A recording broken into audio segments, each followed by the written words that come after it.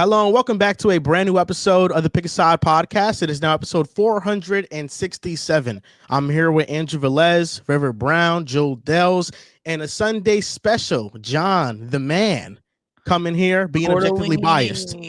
How you doing? How you feeling, John? I'm doing good. I'm glad to be here. Tough weekend for my Nuggets. Not looking good, but a lot of great basketball. Got the NCAA tournament, so a lot to be excited for. On last week's show, he became like the man of the hour. I was going to ask, Joel, should we start introducing John as now special guest, co-host of the Objectively Biased podcast? Like, should we start doing that, or please don't do that? Shout out to Wilder Adams. Shout out to James. Yeah, shout out to Wilder. Shout out to Riv. Shout out to you. Shout out to the Objectively Biased podcast. When Joel and I used to do the fantasy reaction show, I would close every show with tune into the Joel Moran show, tune into Riv Academy, and then this is on another channel. Go tune into the Objectively Biased basketball podcast with Wilder, John, and Riv. Every episode, I'd close it. Look at John's face. Be proud of your product. No part. Pick a side. Pick a side first. Hey. So is Riv. That's but real. He's also objectively biased. No, John does have a good point. You know, that is a good point. And you know what? I love it. I respect that, John. You moved me. Now, shout out to Wilder Adams and shout out to Objectively Biased. I actually love that name. I mean that from my heart and my soul. It does represent you, John. You're objective, you know, but you do it in a biased manner, but you're all objective. But objective is the one word that we got to hone in on. That's the one word. Now, fellas, we have a 4-topic show today, and we're going to get into those topics. But before that, I feel like the weekend passed. We're recording this Sunday night. There's some NBA stuff that might have happened that isn't a topic on the podcast that we should probably hit on real quickly. I think the first one that comes to mind is Draymond Green and the Warriors beating the Knicks after the comments that Draymond made. And the big storyline from that game is just how a couple Knicks players were hugging Draymond after. You know, PJ Tucker, it looked like he's seen a family friend. Mikal Bridges was over there mingling with Draymond Green. And I didn't like it. I don't know about you guys. Is this like a new era thing? Am I being like an old head? Like, I don't like it. Well, PJ Tucker, you got to give him grace. He just got there. He did. He should get cut now. Everybody else. That was pretty fake. I'll say this. Shout out to Cat. He hooped. Again, losing to the Warriors, it sucks. No Brunson. Take it with a grain of salt. It was a great game, nevertheless.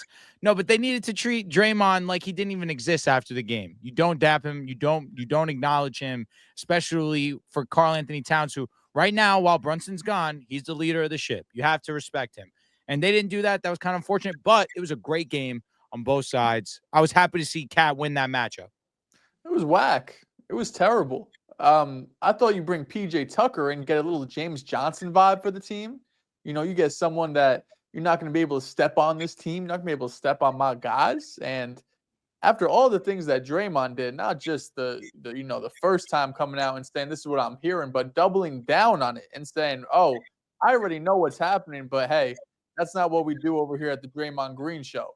I don't know how you as a teammate can go over there and dap up Draymond, regardless of your past relationship with him. It's not like these dudes, I mean, it's not like this is, Steph Curry on the team or Clay or someone that has a 10-plus year relationship with Draymond. You've got to battle with him. It's like, no, I mean, you respect him as a player, but if you're going to disrespect one of my teammates, let alone the best player on my team now that Brunson's out, we're not dapping after the game. No way.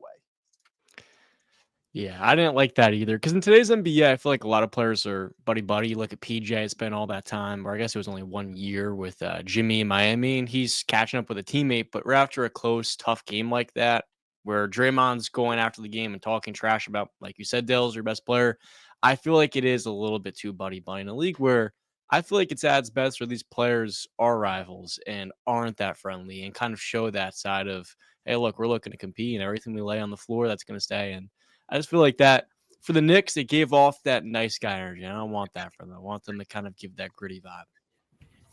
Too soft. Yeah, I mean, you expect better, but like, what can you do? Like, me personally, I wouldn't do that. I'm not dapping up nobody that don't fuck with my guys, especially if you disrespect them. So I feel like definitely. And the way Cat left the game, like he left after the game was over, he left immediately, walked straight out. Even when they tried to ask him at the end of the first quarter, like, what's the situation? He like, I'm just keeping the basketball. And, I respect that answer. And Cat came out and he hooped. They had a little drawing in the game, and, you love that type of sportsmanship. But Cat, he balled out. And you wanted his teammates to, fend for him and beat him and be like, nah, we're not dapping Draymond. We could dap everybody else up. Or we could walk out with Cat, because Cat walked straight out. So you should have walked out right with him. It's tough. It definitely looks soft.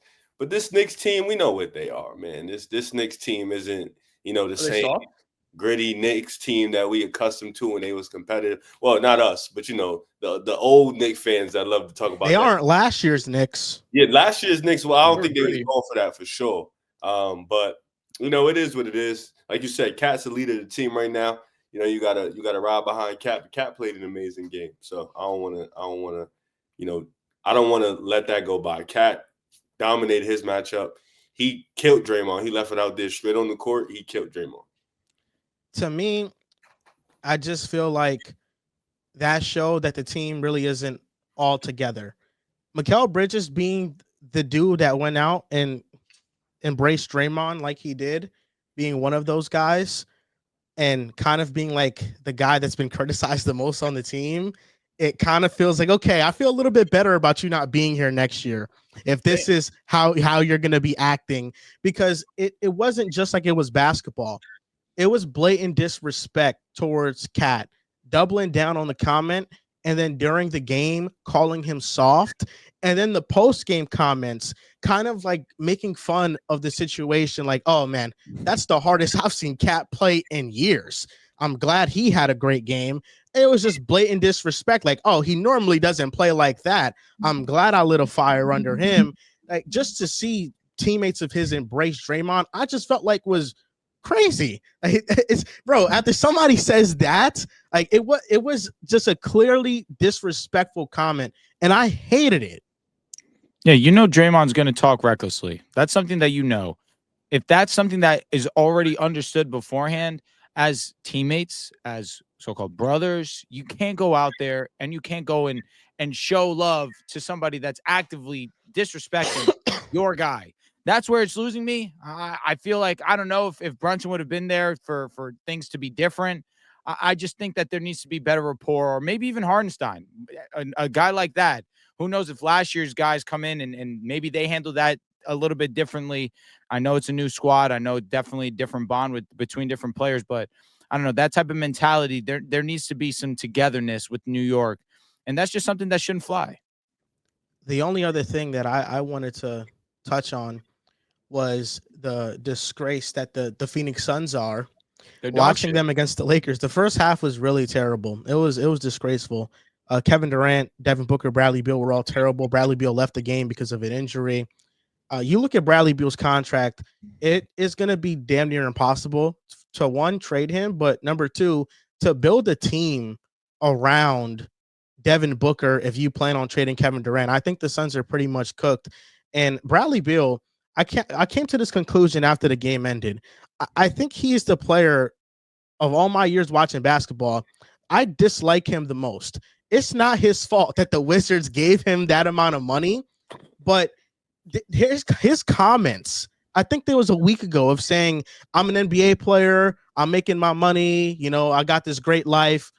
Who gives a shit? Like, that's basically what he said. Who gives a shit if we're bad? All of this stuff for me is going good. I could care less. It's like at this point, like, if I'm the Suns, I would buy him out. I don't even care about the amount of money that I'm giving him. He's just like an all bad vibes dude that you don't want on your team.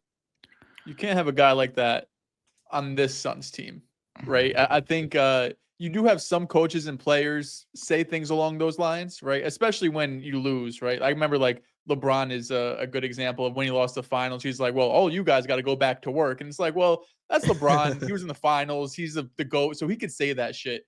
When you're Bradley Beal and you get picked on maybe more than any other NBA player, at least any player who's starting and contributing to a team, you can't have those comments. Now with the contract that you have, now with the no trade clause that you have, and now with the disaster of a season that this Suns team has had. I mean, it's not just Bradley Beal's fault, right? We could say it's not just his fault, the reason why the Suns are in the position they are, right? Like the Suns front office and Matt Ishbia made a concerted effort to go and get Bradley Beal. They said this is the last piece we need, even though a lot of people disagreed with it, me included.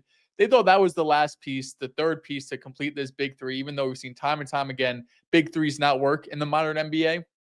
They went out and got him. And like you mentioned, Joel, it's not Bradley Beal's fault he got the contract. It's not Bradley Beal's fault that the front office wanted to trade for him. But it's Bradley Beal's fault that he's playing the way he's playing and he's making the comments that he's making, right? You can control only so much. Part of what you can control is what you do on the court and what you do off the court. What you should be doing is, like he's mentioned before, excuse me, not him, but like D'Angelo Russell has mentioned in the past, he should want to be like Derek White. He should want to be doing everything else that doesn't involve just scoring the basketball. He should be trying to be a great defender. He should be trying to be a great teammate, a great passer, a great connector. And even he's not bad at those things, right? But that's not his game. Bradley Beal's game is to go out there and get buckets. And you have KD and Devin Booker on this team. You're not really needed, unfortunately. But he's also right. Like, he's making $50 million and he has a no trade clause. And unless Phoenix just eats the $100 million, which at this point I would do just to get him off the team and be like, we need a new mindset, direction, and just mentality on this team. It's some comments you really don't hear NBA players say unless you're just at like the top of your game coming off like a terrible game 7 loss in the finals or something where it's like, all right, you know, you gave it your all, you went all the way to the finals, just didn't work out. But for Bradley Beal to make these comments in fucking March, and who is maybe the most disappointing team in the NBA outside of like the Sixers, and even they at least had some injuries. The Suns' big three has mostly been healthy, at least KD and Booker has. It's a unique way to approach things. I will say that the big picture person to blame is Bradley Beal. I would go the step further with going with the route of their GM for deciding to make the move in the first place. Nevertheless, talking strictly about this basketball team, their issues are bigger than Bradley Beal, the one player. Yes, his contract hinders the rest of the moves that they can make to maybe make inside the margins or outside the margins, to go out there and really round out this team around Book and KD. The issue is there lacks a strong sense of desire to play hard night in, night out on the defensive side. One thing about basketball, you may not be able to be the most electric, the most exciting offense, but one thing that you can do is bring intensity on the defensive side of the ball, because defense is a majority. Yes, there's talent behind it, but a majority effort. And what they lack is a strong sense of effort. The fact that in this game, in the first half, Luka Doncic by himself almost accounted for the same amount of points that the Suns scored in the first half. One, Luka Doncic was on one. He was playing amazing basketball in that first half. But the fact that he by himself almost matched the output of what you are doing when you have Kevin Durant, when you have Devin Booker, and yes, Bradley Beal did get injured in this game, but Kevin Durant didn't look himself. Not his usual self outside of that third quarter where he definitely caught a little bit of fire. And then Devin Booker, I definitely have been the most disappointed with him this season of any person on the Phoenix Suns, because Bradley Beal, it was something to expect. If he just plays at the level that he played at last year, that's kind of what I was anticipating. He's had some moments where he has played pretty consistent basketball, but obviously they've missed the mark as a whole. But Devin Booker was supposed to be the guy that continues to ascend and continues to take that next level in his game.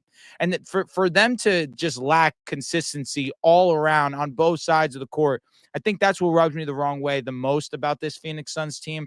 There's a strong amount of lack of, I guess, willing to take accountability.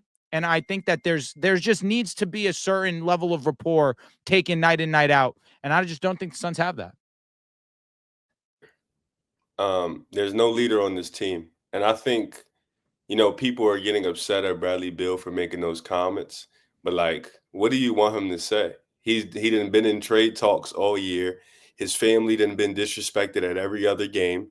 They've been getting death threats. He's pretty much done with the situation. Like, I'm not saying he's right for it, but I get it. Like, he's basically been the butt of the jokes, and they're making everything his problem, even when he doesn't play. Like, it's not his fault that the GM made a dumbass decision in trading for him. It is his fault that his play hasn't been good on the floor. But, at the same time, like, I understand what he's saying, because that, like, he's basically been getting treated like shit all year from the fans to the team. Like, and then there's no leader on the court. Like, they don't have a leader in the locker room. Like, this is just Kevin Durant there hooping for vibes, Devin Booker there hooping, like the other players hooping, Bobo hooping for vibes. You know, he's on a contract. He's just trying to get another contract. You know, it's a terrible, disastrous situation. And, you know, their GM said Booker's the only one that's not being traded this summer. You know, you kind of have to, like, look at the situation and call it a failure, call it what it is. But in terms of Bradley Beal, like, that money, it starts with the Wizards giving him that money and giving him a no-trade clause, which they should have never done. But they were able to get off of it. Then Phoenix go ahead and they bite the bullet and they go grab up Bradley Beal, even though you should have known that this was never going to work. And they have gotten worse and worse every single year. And now Bradley Beal's sitting in the situation. You have him on a $50 million deal, probably going to make 50 more, and then I think 60 to last year, and it's like a player option, and it's a no trade clause. Like Joel mentioned, unless you buy him out, you are stuck with this guy unless he openly asks for a trade. Somebody has to want Bradley Beal. And with the way he's playing, the way you guys have put him on the bench, you know, devaluing him devaluing himself, there's really not a market for Bradley Beal. Yeah, it's a disheartening situation. I'd like to shout out the Wizards for getting 6 second-round picks, 4 pick swaps, and a little bit more compensation for moving off his contract a couple of years ago, because looking at it now, that was a pretty damn good pivot off of his contract. And I think you guys kind of all hit the nail on the head where the Suns don't have any leadership, and then defensively, they don't have any athleticism, and they don't have any intensity. And when you trade Yusuf Nurkic and you're kind of counting on Nick Richards as that center and Mason Plumlee, it's already one of the worst front courts in the NBA, to where you need the perimeter defense to be accountable, reliable, and consistent. And the tough part with Beal is that, on one hand, offensively, he's been a quality player and he's been a part of a top 10 offense. But what the Suns were expecting when they traded him is for him to turn back the clock to what he was in his early Washington days alongside John Wall as a quality 3-and-D defender. And defensively, it just hasn't been there the buy-in, despite having 2 different championship coaches. You had Frank Vogel last year, you had Mike Budenholzer this year, and because there's no one to really kind of galvanize the locker room, it feels like, as you all highlighted, they're all just playing for the offensive side of the ball, but they're not really playing with any goal or vision in sight. Is this nothing or something? Because since 2020, 4 coaches have gotten fired that Kevin Durant has played for. Kenny Atkinson, Steve Nash, Monty Williams, Frank Vogel. I think you look at 2 of those coaches, like, okay, they should have got fired. The other 2, Frank Vogel, the job he did with Phoenix in hindsight, really good. And then Kenny Atkinson, self-explanatory, what he's doing with Cleveland this year. I agree. Definitely something. Yeah, I mean, I think it goes back to Riv's point of just not having a leader. When you construct a team around Kevin Durant and Devin Booker, and it's not a slight to them, but neither of them don't really strike me as leaders. Neither of them, even on the basketball court, I don't know if either of them at this point in their career, specifically KD, are like good enough to really lead you to a championship, unless the team around you is just perfect. So when you don't have the team good enough to make a deep playoff run or shit for this season, even make the play-in, you start looking at other areas to improve. And the first area that goes to is coaching, right? Like when something with the team is wrong, with the roster is wrong, you can't change it because you're not going to split up KD and Devin Booker 2 years in. You're going to find other areas to try to do that. Coaching was one of them. And who knows if Frank Vogel's still here, like, is it drastically different, or like the 4 seed instead of the 11 seed? I don't know if it's drastically different, but Budenholzer, and you even see like during the games too. I mean, we saw with Josh Hart and Tibbs in the Warriors game. You see it time to time, right, where players and coaches beef, but I feel like we've seen it multiple times over the last week of KD and Budenholzer going at it on the sidelines during a timeout. And of course, that's only worse because you're losing, so people are going to look for it. But it's obvious that that relationship and that pairing hasn't worked out. Can I ask you a question? Did you count Kenny Atkinson as in the fire before Kevin Durant and Kyrie took the court in the Nets? Well, Kyrie took the court before, and he got hurt that year. He was playing really well. I just look at it from the standpoint of that they didn't want to keep Kenny Atkinson. And the reason why they didn't want to keep him was because he had too much of a structure in place that they didn't really want to follow. They wanted Ty Lue. I think he was like the main guy they wanted over Steve Nash. And Ty Lue, you know, he's an exceptional head coach, but I do know that I don't think they were the biggest fan of keeping Kenny Atkinson. Mm-hmm. Mm-hmm. Yeah. I was just making sure that my timeline was still correct.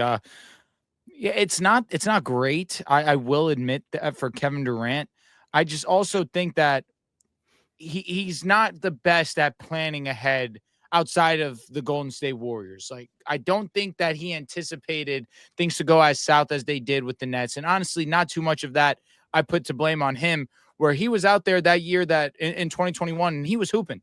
He was playing high-level basketball. I don't think that he anticipated everything that transpired with Kyrie, James Harden not wanting to be there long-term and wanting out and requesting a trade. And then with the Suns, again, I just don't think that he's seeing too much of what's in front of him right now. Oh, I get to play with Kyrie. I got a chance to go out here and play some strong basketball. Look at the foundation that the Nets have built, even without all these draft picks that they've missed. Oh, the Suns, Devin Booker. This team who just went to the finals. They just have over 50 wins this past season. This really looks attractive and doesn't think long term. I don't blame too much on him for the coach's failure. I think that it's just these organizations. I think the Nets have done a better job of righting their wrongs. It's the Suns going all in and not taking the long-term approach, because you do have a 36-year-old Kevin Durant.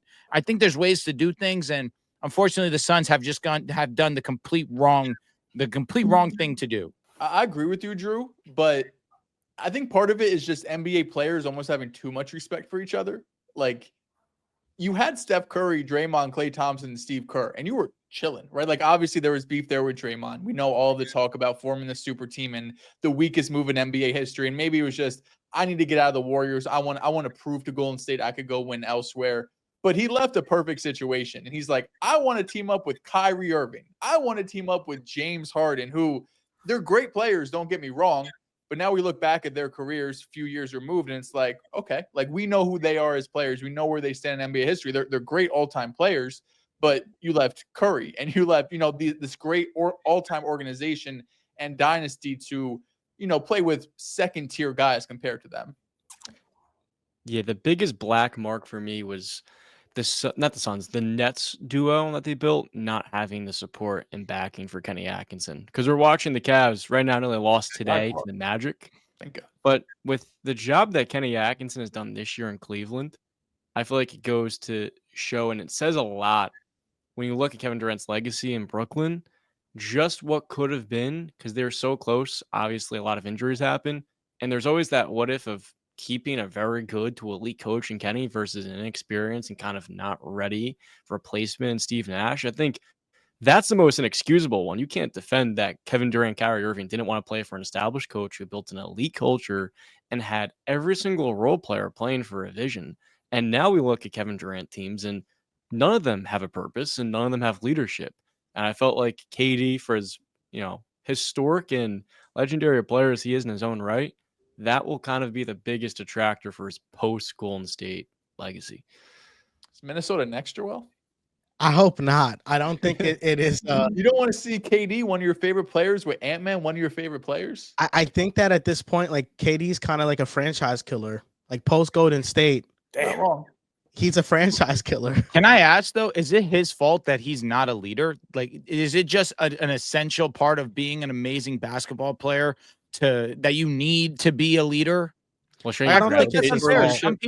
Some people are born that way. Some people are born to galvanize and rally the troops and do everything. And some people are made to fulfill a job, do a role, and do it at its highest ability. But they don't have that ability to rally everyone. They can only worry about themselves. I think it comes with the territory of being that great of a player. I think it's expected that you are at least a foundational part of a culture. And with Kevin Durant, I just don't think like he adds anything to like a real culture. I think with Golden State, he's like the perfect plug and play guy. And when he was in his prime in OKC at his very best, he was so talented that those things didn't matter. But at this stage in his career where you kind of need a little bit more intangibles to get maximum team success, I think it shows. I mean, there's a reason why Chris Paul, later in his career with Houston, with the Suns, he wasn't ever like one of the very best players in the world, but his intangibles clearly raised the ceiling of teams. And I think that Kevin Durant just lacks that, and it's not his fault. That's not who he is, but I think it is expected when he's that great of a player. I would say, though, real quick, if leadership isn't like a part of your makeup, you should gravitate toward the situations where it's already present. and I feel like he's pushed it away throughout his career. That's fair. I also think that one decision was Golden State, and everybody would have never respected the grand scheme of his career if he didn't decide to leave. But John, you're right. That one time it was there. It was right in front of him. It would just so happen to be the most unfair to the rest of the league. Yeah. Oh yeah, it was. And I think the post Golden State run, it's not going to treat him too kindly either. I think with this Suns thing, and we'll see where he goes next, because I think where he goes next can also play a role in this, unless he redeems himself and they do things. But if he goes to another team, like for example, what if he goes to Minnesota and then like a year or two after that, they're like fucked? Oh wow, another Kevin Durant destination. I don't think Kevin Durant's a franchise killer. I think blaming him for the Nets' failures is nuts. This will be his third franchise in 5 years. Post Golden State, you can definitely argue he's been a contributor to the thing. I don't think Nets' failures. I don't think he's a franchise killer, like in the sense that like he's just a cancer to your team. I just don't think like he's also somebody that uplifts your organization. He's very much like an assassin that's a contractor. He's really great. You hire him, but he's not somebody that you want to build your entire organization around. The Nets went from a first round exit. Made it worse. They went from a first round exit to 1 game away from the ECF because of him. That's true, but when you look at the Nets culture with D'Lo and then the Suns culture with Ayton, Cam Johnson, and Mikal Bridges, and then after he got there, it completely fell off. And you're right about the Nets. They were not even a 500 team in 2019. But the Suns did go to the finals 2 years before. Things had a breakthrough way, true. But you do have to wonder at the way Cam Johnson's playing now in Brooklyn, if you keep him and the rest of that group, if they'll be better off with all of that draft capital. The answer would be yes, obviously. Maybe. Ayton barely plays basketball nowadays. Weren't they winning a ton of games prior to that Nets year before he got traded to the Suns, and then people started getting hurt? They were winning with Kyrie. Then Kyrie got traded. Kyrie were cooking. Yeah. I think the Nets tenure had more to do with Kyrie. COVID shit. Yeah, the controversies around him, the COVID and stuff. Like they didn't really get a chance to fully gel. So I feel like off-court stuff definitely contributed to that. Didn't they want Steve Nash? Both of them? Yeah. I mean, Steve Nash was a coach. No, that's a coach. They didn't want one. They didn't need one. They didn't need one. That sounds worse. They should have Kyrie and KD player coaching out there. They would have won a chip if they did that. But I do think it's different because the Nets, he went free agency, right? So you didn't have to give up like 7 first-round picks and all these players. The Suns, number one, you had to give up all of the assets in the world to acquire, a borderline top 5 guy. But then the moves after that they didn't help, right? Like obviously Bradley Beal. Oh, Ayton's the problem. Oh, Nurkic is the problem. Oh, the coach is the problem. Oh, we need Tyus Jones. Like, it's just all moves that just kind of double, triple, quadruple down. Like we're just going to make wrong move after wrong move after wrong move. So KD's part of it, but they also didn't really make the moves around the edges that really mattered. Like, I mean, you get credit, right? Like Rose O'Neal's been a good role player. Grayson's been a good role player. Ryan Dunn, right, has been a solid for a rookie. He was starting today, right? So like they made a couple of those moves, but not enough to offset everything else. Yeah, like KD is not the sole responsible dude for it, but when you look at his career post Golden State, there is a common denominator of like, okay, these things kind of do happen. If it is all his fault or not, that's just kind of like the facts of the situation. And it's kind of like when you look at Chris Paul, wherever he went, things got better. Outside of Golden State, I don't count that. That is like a blip in the radar. But everywhere he went, he changed the culture. And I just think that with Kevin Durant, it just really hasn't been the same. And then I look at Devin Booker. I feel like Devin Booker with Chris Paul was like this dude who was just always hunting defenders and really trying to show that he's the best player in the world. And Kevin Durant gets there, and I feel like his game is taking a step back, and he's like more nonchalant now. Yeah. Okay, What are your thoughts on this, Riff? Joel, these are all great points, man. I feel like you have something to say that you've been holding your tongue. I'm tip your tongue, Riff. That's what I'm thinking. These are all great points, man. When you're talking about Kevin Durant, we're talking about Devin Booker. These are just incredible points, and I think you are hitting the money on. You're doing it right now. I agree with everything you're saying, Joel. Like Devin Booker just don't got that dog in him no more, And then Kevin Durant, he's just here to hoop. He said it. I'm here to hoop, and I just want to hoop. So it's a shame. Truly, it's a shame. Yeah, the Suns are pretty much cooked. The Bradley Beal contract is depressing to look at. They don't have no assets. Like, I don't know how they're gonna get out this situation, but I think the only way to like possibly get out of it is just clearing house and trading KD and D Book. But it's gonna be a rough couple of years for them. Like, this You is have the to go get your bottom. pick back. You have to go get your pick back. Like, one of those guys got to go to Houston. Like, you have to do it. So it's like, last thing I want to say on this, I know it doesn't sound the best to hear Bradley Beal say, I'm getting my money. You know, I get to play basketball. I'm in the NBA. Life's great outlook on a bad situation. I'm just going to leave it there. It is a bad situation, and he's deciding to take the positive way of thinking as a man, as someone who tries to focus on mental health. Good for you, Bradley. In a world with a lot of negativity, you're winning. So in that realm, congratulations, good for you.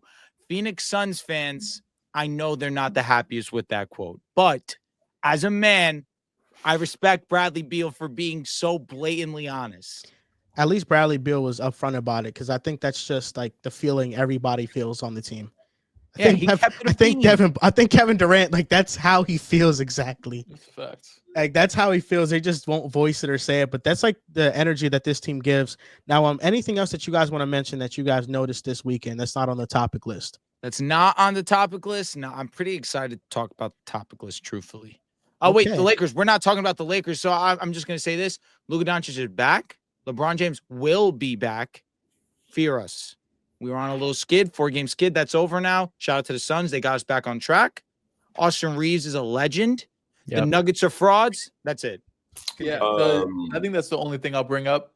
Nuggets, maybe we have a tie with them Tuesday or something. Yeah, these 2 games, Lakers go down the wire with nobody playing, basically. Like, shout out to Austin Reeves for giving you, what was it, 37? Shout out to Connect. He had a nice 30 ball too. It's a fact. Well, Connect ball, 67 but like too. obviously no Bron, no Rui, no Luka, and they went down the wire. Then they lost the Wizards. Yeah, it's been a tough couple of days to be a Nuggets fan. I'll say giving 30 to Denver means nothing. Sar had 30. Like, they're just bad defensively. Like, Sar's having a cute rookie campaign. They're so offensively. Yo, He's almost at 40% from the field. Yeah, get help for real. But yeah, his defense. Good. Sar had a good game. Yeah, Denver, they play Golden State tomorrow night. So definitely, depending on how that game go, could be a big topic. Yeah, streak over. Cleveland's gonna start another one. Start the next game. 12 is back. I'm here. DeAndre Hunter is the most winning Cavalier of all time, and the Wizards' young core looks really damn good. Ooh. Really good. It's that clutch 3, man. Today doesn't count. Oh, but speaking about Jokic and the Denver Nuggets, Sar had 34. I feel like a lot of those buckets were on Jokic. And I think at this point, SGA has become the clear-cut MVP. I think he's clear-cut. He still has to perform in these next 15 games or so. But at this point, I think you look at the offensive output, it's damn near the same. I think the separator has to be on defense. The Nuggets were facing a Lakers team with no Luka, no LeBron James, multiple role players out, and they took them to the wire. And Jokic had a good supporting cast around him still. Against the Wizards, they lost, and he had most of his supporting cast there. I look at SGA and what he did against the Pistons. No J-Dub, no Chet. He scores 48 points against the first-ranked defense since February 1st. I feel like that all but solidified his MVP case, and I've been trying to avoid this conversation all year long because I have a lot of respect for the all-time great guards, but where this season ranks amongst all-time great guards in the seasons that I've seen, the only guard that I think has had a better season than SGA this year, when you take into account the winning and both sides of the ball, have been Steph Curry. 2016 unanimous season Steph Curry. SGA, he is one of the few players that's averaged 33 points per game or more that has been this efficient from the field. He's number 1 in EFG amongst players that have averaged 33 points or more. He's second in true shooting percentage. And when you look at his splits, 53% from the field, 38% from 3, 90% from the free throw line. You look at Steph Curry, his unanimous MVP season, 50% from the field, 45% from 3, which was nuts, 91% from the free throw line. Like SGA is at 33-6. Curry that year was at 30-7. True shooting percentage, SGA is at 64.8%. Steph is at 66.9%. it is pretty close. And against top 10 teams with a top 10 record this year, SGA is averaging the most points. He's averaging 35 points per game. He's played the best against the best competition. And I've mentioned these on and off numbers before, but they've gotten even more ridiculous. SGA on the court without J-Dub or Chet, they have a 131 offensive rating. That's 100th percentile. There's no offense better. 106.7 defensive rating. That's 96th percentile. And they have a plus 25.2 point differential, which is 100th percentile. And this is in over 1,500 possessions. SGA has been able to carry these lineups that don't feature two of his best teammates at this efficient of a level, having this elite offensive output and defense. And I think that two-way ability is why I'd have this season over 2018 and 2019 James Harden, where I think with Steph Curry, it's right on par. And I don't think really it's a debate between MVP. I think it's pretty clearly it's SGA, and he's having an all-time season. And I think this season is his. I have a couple of questions. And Riv, I'll happily concede to you after my questions. One, is this season as or more impressive as last year's Luka Doncic? And then two, if the conversation is strictly point guards, then a lot of the notes that I did for this are useless because I read it as best guard seasons. Because again, especially with his game, he's not the most prolific passer, not the most prolific playmaker on that side. But again, he's so elite scoring the basketball. Of course, I immediately go to 88 Jordan, where he did average 35, 6 and 6, 60% true shooting. He was DPOY that year as well. That's just, in my opinion, I think the best season by a guard, period, both point guard and shooting guard. But the efficiency from SGA with how great of a defender that he is, and of course the team defense as a whole being great, that doesn't take away from how great he is on that side of the ball as well. But last year's Luka Doncic, for the shoulder that he had to, or the responsibility that he had to shoulder, how efficient he was as a scorer, how great he was getting downhill, how efficient he was as a three-point shooter. I think that also you take into account the elite level playmaking as well. I don't know. That's where I feel like he does have a seat at this table in this conversation, but for how dominant the team has been, how important he means and what he means to the offense as a whole, as opposed to being on and off the court as well, that he definitely has a seat with the all-time greats. There's no way around it. But again, I'd be remiss if we can't forget that you and I, Joel, we had Luka as our MVP. I thought he was the best player last season. I think SGA's season is better than Luka last year. I can hear it. It's fair. I mean, the numbers don't lie, and you watch him, and it's just hitting some of the toughest shots. I'm sorry, Riv. Go ahead. No, you're good. It's a good conversation. I think SGA is the MVP. Me and John was just talking about this. Funny enough, like literally a couple hours ago. Objectively biased.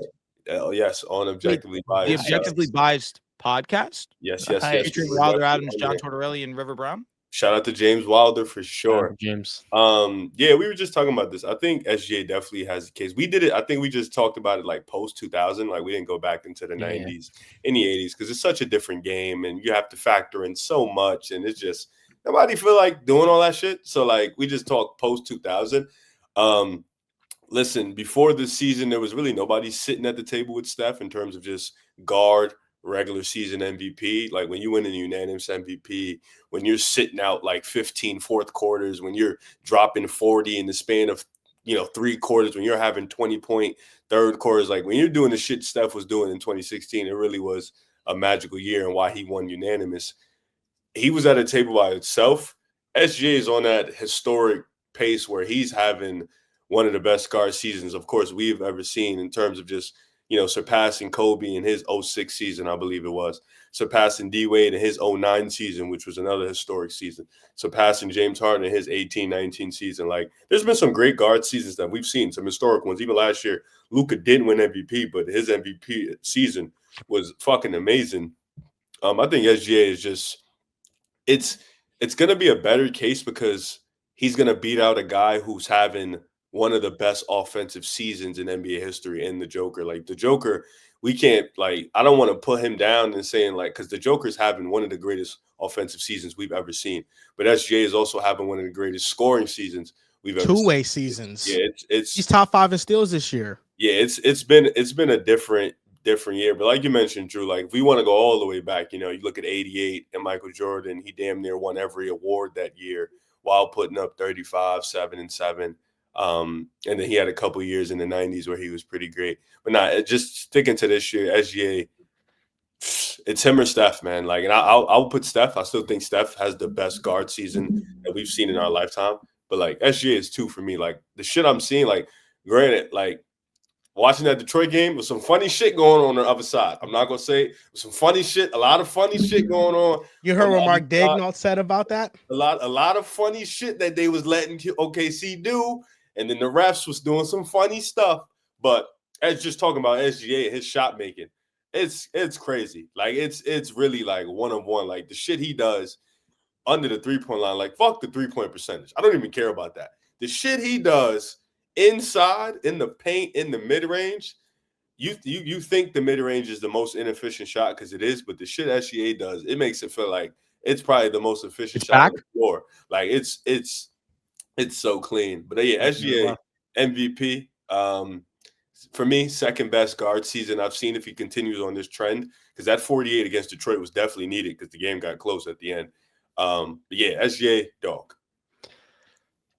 I couldn't help but feel bad for the Pistons players last night because the shit that Shea was doing to them, it made them look helpless. The shot that he hit on Simeon Fontecchio, the 3-point look, and the amount of tough, tested challenges in mid-range that he made kind of look so easy. For it to be a top 10 defense with a Sword Thompson guarding you and this quality, rugged, tough group, and for him to so efficiently, so effortlessly drop 48 points on that level of efficiency, it kind of felt like that moment where we all realized this is, of course, as you guys highlighted before, a historic season. It's like, okay, you got the MVP because you've highlighted very well. When you look at these historic guard seasons, the efficiency of which Shea is doing this 64% true shooting, 33 points per game, it's unheralded. And it's really only up there with the likes of Harden, Steph, D Wade in 09, Michael Jordan. And on top of all of that, he does it without his second and third best players next to him. So it's kind of like a microcosm the entire season where it feels like Shea can do this even if you're missing half the starting lineup. And if you had them alongside him, nothing's really going to change. So last night, it was insane. I know it's a different situation, a different circumstance, but it kind of felt like that moment in 2018, 2019 where the Jazz are playing James Harden and Ricky Rubio is defending James Harden from behind him, trying to force him right. It's like that level of helplessness from the opposing defense. And I mean, you can't really help but just being on, kind of enjoy watching him play. Guess the starting lineup last night. Wasn't it? It was SGA. It was Kaysen. I Heart. Yes. Dort started. Yes. Wiggins? And did Wiggins start last night? No. He didn't even play. Caruso? Nope. He came off the bench. Mm-hmm. Who was the fifth starter? It was Kenrich Williams. Oh, he's sad. I forgot about that. Who played 31 minutes as well. Kenrich so cool. He played a lot of minutes. Kenrich cool. He cool. Kenrich is cool. It's just his hair is not. But he is a good basketball player. But that's the starting lineup that man in basketball. That's the starting lineup that SGA did it with. Like, yeah, the good players, but I mean, he dropped 48 and without just supporting cast and you look at the other like MVP person that's in the conversation with Jokic, like you lose to the Wizards with like Jamal Murray having a great game and everybody in the starting lineup pretty much like scoring 20. I won't disagree that he didn't have his guys. That lineup, not terrible. It's not great. Lineup. But he's still missing. Yeah, if any other player, like if that's like a top end player, they have the starting lineup for the entire season, you're like, get him out. I mean, for the entire season, I agree. But for one night, you're telling me, oh, well, Kaysen, you got to go out there. You still have Isaiah Hartenstein. Lou Dort, you're still one of the best perimeter defenders in the league. Oh, he left the game. Jason played well.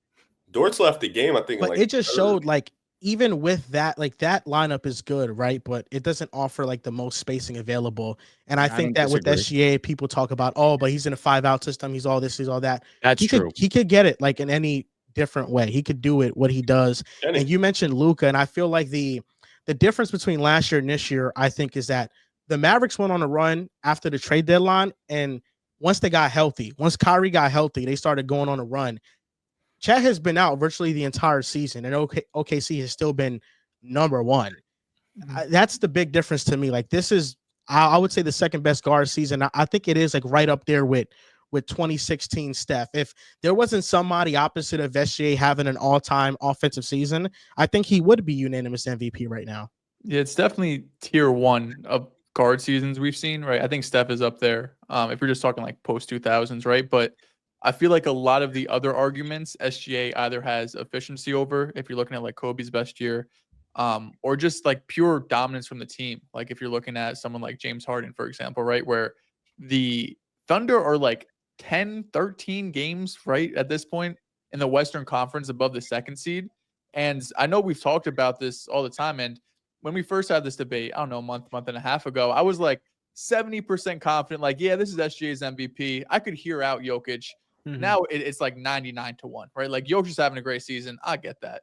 But what SGA is doing night in and night out, I don't know how there's any reasonable argument for Jokic over him, especially what you've seen post All-Star break from the Denver Nuggets, right? Like when you get blown out by the Lakers, the first matchup, and then you almost lose to them with nobody, then you lose to the Wizards. And I'm not just trying to refine it to like just the bad moments the Nuggets had, because of course they've had great wins, and of course Jokic has looked dominant. Even that Wizards game, right? Jokic wasn't the reason they lost. Like, sure, Sarr put up 34, took like 30 shots as well, right? Like he didn't have the most efficient game.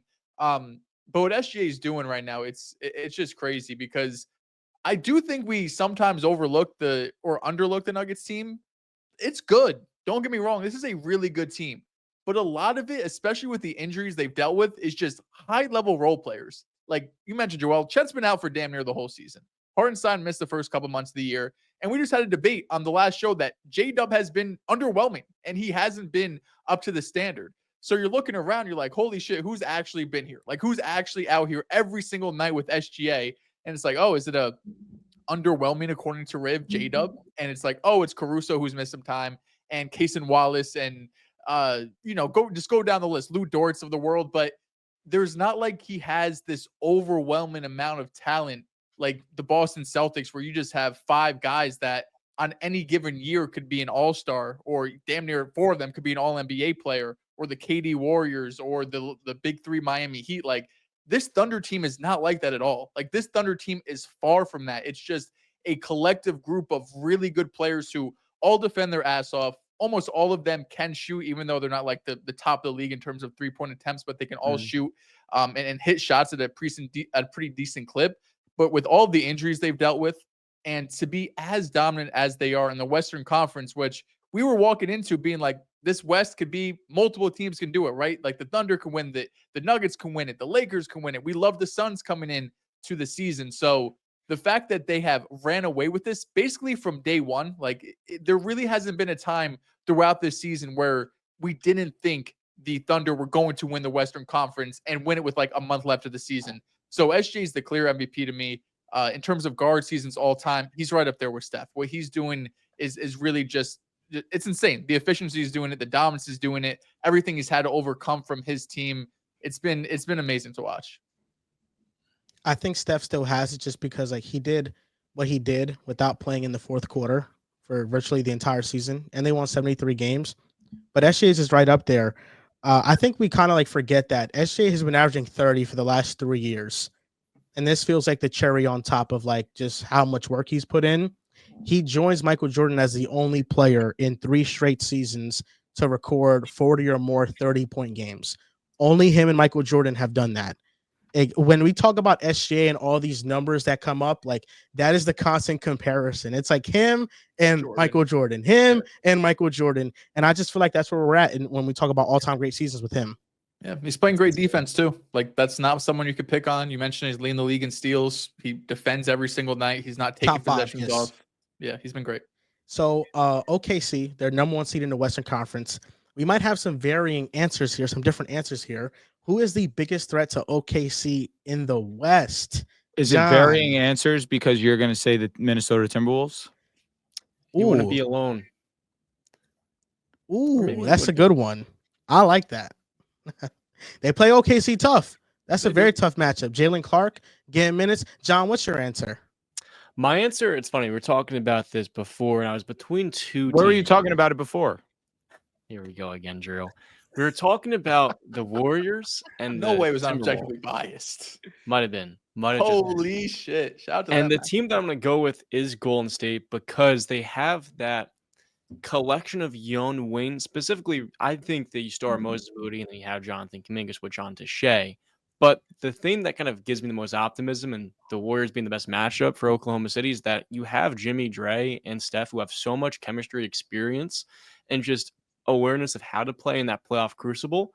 Whereas Oklahoma City, you have to see what their lineup's going to be health-wise. They're still a younger team. And Golden State having that championship experience and that young collection of guys that I'm not the highest on, but I do believe that Moody and Kuminga could hang fairly well in that matchup. And then after that, I just believe that Steph Curry be in that particular series the best player to go back and forth with Shea. And then lastly, to me, I look at the Warriors right now as a clear contender. You can have them as high as the second best team in the Western Conference. The Jimmy Butler trade completely reignited this team and got them back onto that contending track where everything just makes sense on the offensive end, and that level of balance on both ends of the floor gives them a chance against anybody. So I believe that Golden State would have to be the best option, and Minnesota would be number 2 for me. Only thing I have to combat that is let me start by saying that this is solely matchup dependent because you look at the Warriors, some people have them as the second best team or the second most competitive team in the Western Conference. But I look at that series versus the Lakers. If the Warriors and the Lakers were to match up, I think that really plays into the hands of the Los Angeles Lakers. You guys aren't this overwhelming interior presence, and the Los Angeles Lakers aren't this team with overwhelming size, although we have been playing relatively amazing defense in the paint. We aren't this team that's going to kill you with size. I think that we match up very well against the Golden State Warriors. But when it comes to Oklahoma City, this is a team that's going to kill you with size, and it's going to be one of the best defenses, and it's going to get out and it's going to run. SGA is an unstoppable force, and I think that regardless of whatever team that he goes up against, he's going to have his way. He's not going to really feel the presence unless Jalen Clark, who knows, right? Like that's the joke, the running joke on Jalen Clark being the SGA stopper. I don't see it. I think SGA, regardless, he's going to go out there and he's going to get his. It's the only team that I can give acknowledgement to as being the only team that could stop them. If I were to pick one, would be the Los Angeles Lakers. But other than that, it's themselves. Oklahoma City is an amazing team. They're very well-rounded. They have a perfect defense. They have a perfect player in SGA. It's just a matter of health and themselves. Are they going to be able to hit shots when it matters most? We saw that last year. We saw that versus the Dallas series where a lot of their guys just could not hit open three-point shots, and that ended up being their downfall and why they ended up not moving on to the WCF. I think that this is an amazing team. I really don't know a team that really can go band for band with them. I'll say the Lakers because, again, Luka Doncic, LeBron James, we know how great that they are when they are on the court together. Austin Reeves has been a demon. He's been incredible. 3-level scorer, fantastic. Jackson Hayes, what he means to the defensive side and as a vertical threat. And then, of course, I have to talk about Gabe. I have to talk about Rui, and I have to talk about Vando as a 3-headed monster on defensive side of the ball. I think that really I don't want to say we match up well with them because, again, they have the size, but we have the star talent to go up against them and give them the best punch. But again, the only team that can stop them is legitimately themselves. I don't know if that's true. I don't know. I get it. You see 2 7-footers and you think they theoretically should be bigger and they should, but OKC is not really a physical team on the glass like that. And I think their best lineups are going to be with 1 big out as opposed to 2. And then if you have 2 bigs out there with Steph Curry, that's never really the recipe for, a good defense unless you have like Evan Mobley or some shit. So I don't know. Like the last time we played OKC, Shea gave us 50. They lost the game though. So I guess that's something to look at. Like SGA did whatever he wanted to do and we lost. I mean, we won the game. But that was in January. Like we're a completely different team. They're a completely different team. I'd say I'm not really worried about their size at all. Like I'm not worried about Chet. I'm not worried about Isaiah Hartenstein, especially when Jimmy Butler and JK can play up to size. And on top of that, they like to run.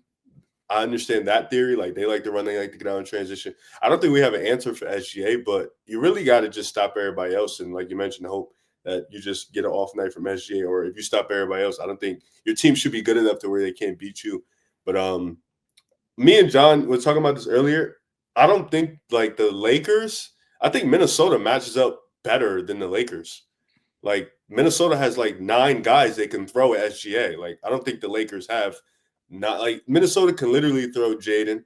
They can throw Ant-Man if needed to at the end at like Jalen Clark, Nickeil Alexander-Walker. Like it's not about. I think star power matters and that's important, but Minnesota, the way OKC and Minnesota play, they play the same way defensively. Physical, gritty, nasty, and the refs let them get away with it. So if you get a team that plays the same way on the defensive side, like OKC, it causes for ugly games. And if it causes for ugly games, that's how Minnesota wants to play. They want ugly matchups. They want really disgusting matchup. And then you have Rudy Gobert at the paint. I mean, SGA's worst games in 2025, one of them came against Minnesota. And it's because, you have Rudy at the paint. Then you have guys that can guard him and stifle him at the top of the key. Like, I think the Lakers, they have the star power as where Minnesota may not have, but I think Minnesota has the defensive versatility.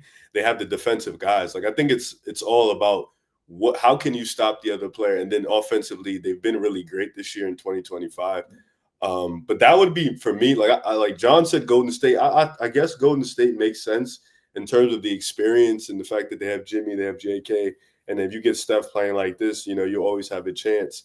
But I think for Golden State, I'm more worried about the POA guys. Like I think the difference between Minnesota and Golden State is we don't have guys that can really, like Moses Moody, JK. I do not trust against SGA personally. I trust Minnesota's guys. Like, of course, I trust Draymond in the back line. I trust Jimmy in the back line for sure. But I don't trust the guys up front too much. I know they're young, and that's a lot to put on. And that's a lot to just expect. If they do it, shit, prove me wrong. I'd rather be more excited about that than me being high hopes for them, and then they just shit the bed. Like, just at this point, prove me wrong. I think for me, it's Minnesota. I'm not saying Minnesota will beat them. I would take OKC. But if we just talking matchup for matchup, I mean, I would easily take, like, there's not a guy in the starting 5 in Minnesota outside of Randall that you can really pick on. Like, Rudy's an elite defender.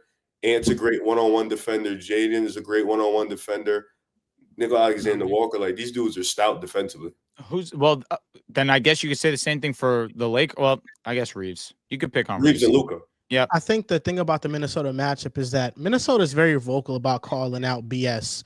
Like after each time they play, they're all in the media like, hey, listen, it's really hard to play against them when we don't get foul calls and anything we do gets called all the time and they get away with everything. So I think that matchup, like that's one of those matches where the referees are like hyper aware of like that, and maybe they can call it a little bit tighter. So I think that might work to the disadvantage of OKC. But I mean, they do have a lot of defenders. I think the Warriors matchup, I think that's a big series for Gary Payne II. I think that's a series that he's probably going to have to play a lot, and he's probably their best point of attack defender along with AirPods. But I'll be honest, I don't, outside of Minnesota, who? AirPods. Oh, God, fuck. He's a good defender. Nah, bro. He's acting like, obviously against SGA, nobody's going to guard him. We're cooked. They had him on Kyrie one game. Woo. Outside of Minnesota, there is nobody that I trust to defend SGA more than Jimmy Butler. And I think that's the wild card that the Golden State Warriors can play. And I don't think he'll guard him, though. Yeah, I think he will guard him in moments. And I think in the most important moments, he will take on that matchup. Probably throughout the game to save his energy. He probably won't because they need him offensively. What I worry about with the Warriors is really their outside shooting and how consistent they're going to be, because it's a lot of young guys that got to step up. But in terms of their top 3 with Curry, Butler, and Draymond, they're 14-1 since getting Jimmy Butler. They're the number 1 team in terms of net rating since the All-Star break. They haven't faced the stiflest of competition, but I think they have some good wins in there. And like you said, when they faced OKC, what they did was they basically just didn't help off of anybody. They were just letting SGA go one-on-one, and that worked. And I think there's an element of psyche in this matchup to where Draymond Green earlier this season said that he doesn't think OKC is ready to win a championship. And I think that when going up against a team like that, there's going to be some level of psychology in play, a lot of trash talking in play, a lot of opportunities for a younger team to maybe get rattled a little bit, to where Golden State, I kind of feel like they're the most dangerous team to go up against OKC. Can I ask you a question? You said Steph has to cash. I get it. Yeah, that's a fact. You said outside of Minnesota, correct? The defender that you trust the most is Jimmy Butler. Yeah, not or probably the same. I think Jimmy Butler, I trust him more. I trust Then him more. Vando's job is defense. In a That's the only playoff series, yes. Yeah, Yeah. he's probably not gonna play more than like 15 minutes. in a Like playoff Vando, series, maybe like in a unfortunately. 15-minute stretch or like a 10-minute stretch or possession to possession basis. I mean, if you're gonna go off that, then if you're gonna say Jimmy Butler, who name the other two defenders that are gonna play defense on SGA, and I'll cycle through Vando, I'll cycle through Gabe, and I'll cycle through DFS. Well, the Warriors can cycle through Gary Payton, Moses Moody, and Kuminga as well. Gary Payton's been in one of these Gary teams Payton before, II won is probably the best championship. defender out of all those guys, maybe outside of like Including DFS. Vando? I think Perimeter, Gabe. yeah, I'm talking about Gabe Vincent, but Gabe. point of attack defender is a possibility. Yeah. I mean, he's just much smaller. He's much more agile to get around screens that Vando might get, picked on, and he might be out to play defensively because of that. But no, Vando's an excellent defender. I just worry about how much he's going to play. But these are just role player guys. I mean, yeah, Jimmy Butler, I trust him more than almost anybody else, though. Like I trust him more than Jaden McDaniels defensively 1-on-1 against Shea. That's star versus star. There's a lot of pride in that matchup. I trust him more over anybody. Sorry, go ahead, John. The issue with that, it's always going to come down to the risk of putting your star player in foul trouble, and Shea someone that can easily get one of your guys Jaylen Brown. quick 2 fouls. Mhm. So if I'm Steve Kerr and the Warriors, I That's have funny. to play a fine line where Jimmy in have those to bring him important up. stretches will guard Shea, but Like you ass. can't keep him on it for an extended period with the risk that he gets into foul trouble and he can't play as aggressive as he would. That's like a second half matchup. Gary Payne is second. It Moses depends, Moody, though. Kuminga. Like- You shuffle in the first half. It depends on it. Really, for me, it matters about the fourth quarter. Like who's playing. Like if Draymond and Jimmy are the front line, you're gonna want Jimmy to scale up. So you're gonna want Jimmy to be guarding a Chet and a Hardenstein if they're both on or something like that. Or if Kuminga's in there, now you factor in the 3-point shooting. So now Kuminga scales up. You have I love Jimmy's help side. I love the fact that he's aggressive on the boards. Yeah. He helps out down there. So I don't want to take that away from him. Because I don't know if Kuminga is going to be in those fourth quarters because sometimes he looks really great on defense. And there's other times where his mind gets lost in the sauce and he's over helping. He's being over aggressive. He gets in foul trouble. I love Moody. Moody, I think, is the guy who's going to be in those moments because he's been able to hit the 3-ball. He's long, he's lengthy. Also, we got to worry about J-Dub, but I think like that's also how you're going to figure it out. So it's really a dangerous slope because I think a lot of guys on OKC, you're going to leave not wide open, but you're going to let them shoot. Like I know Dortz has been a 40% 3-point shooter this year, but you're still going to give him that space. You have to. If Hartenstein's out there, you have to. If a guy like Casey Wallace is out there, you're going to give him that space. Like there's going to be a few guys where you're like, all right, Caruso. this, yeah. Yeah, I think yeah. I don't know because Shea's given. I know we're talking about the Warriors, and I think they're a tough matchup.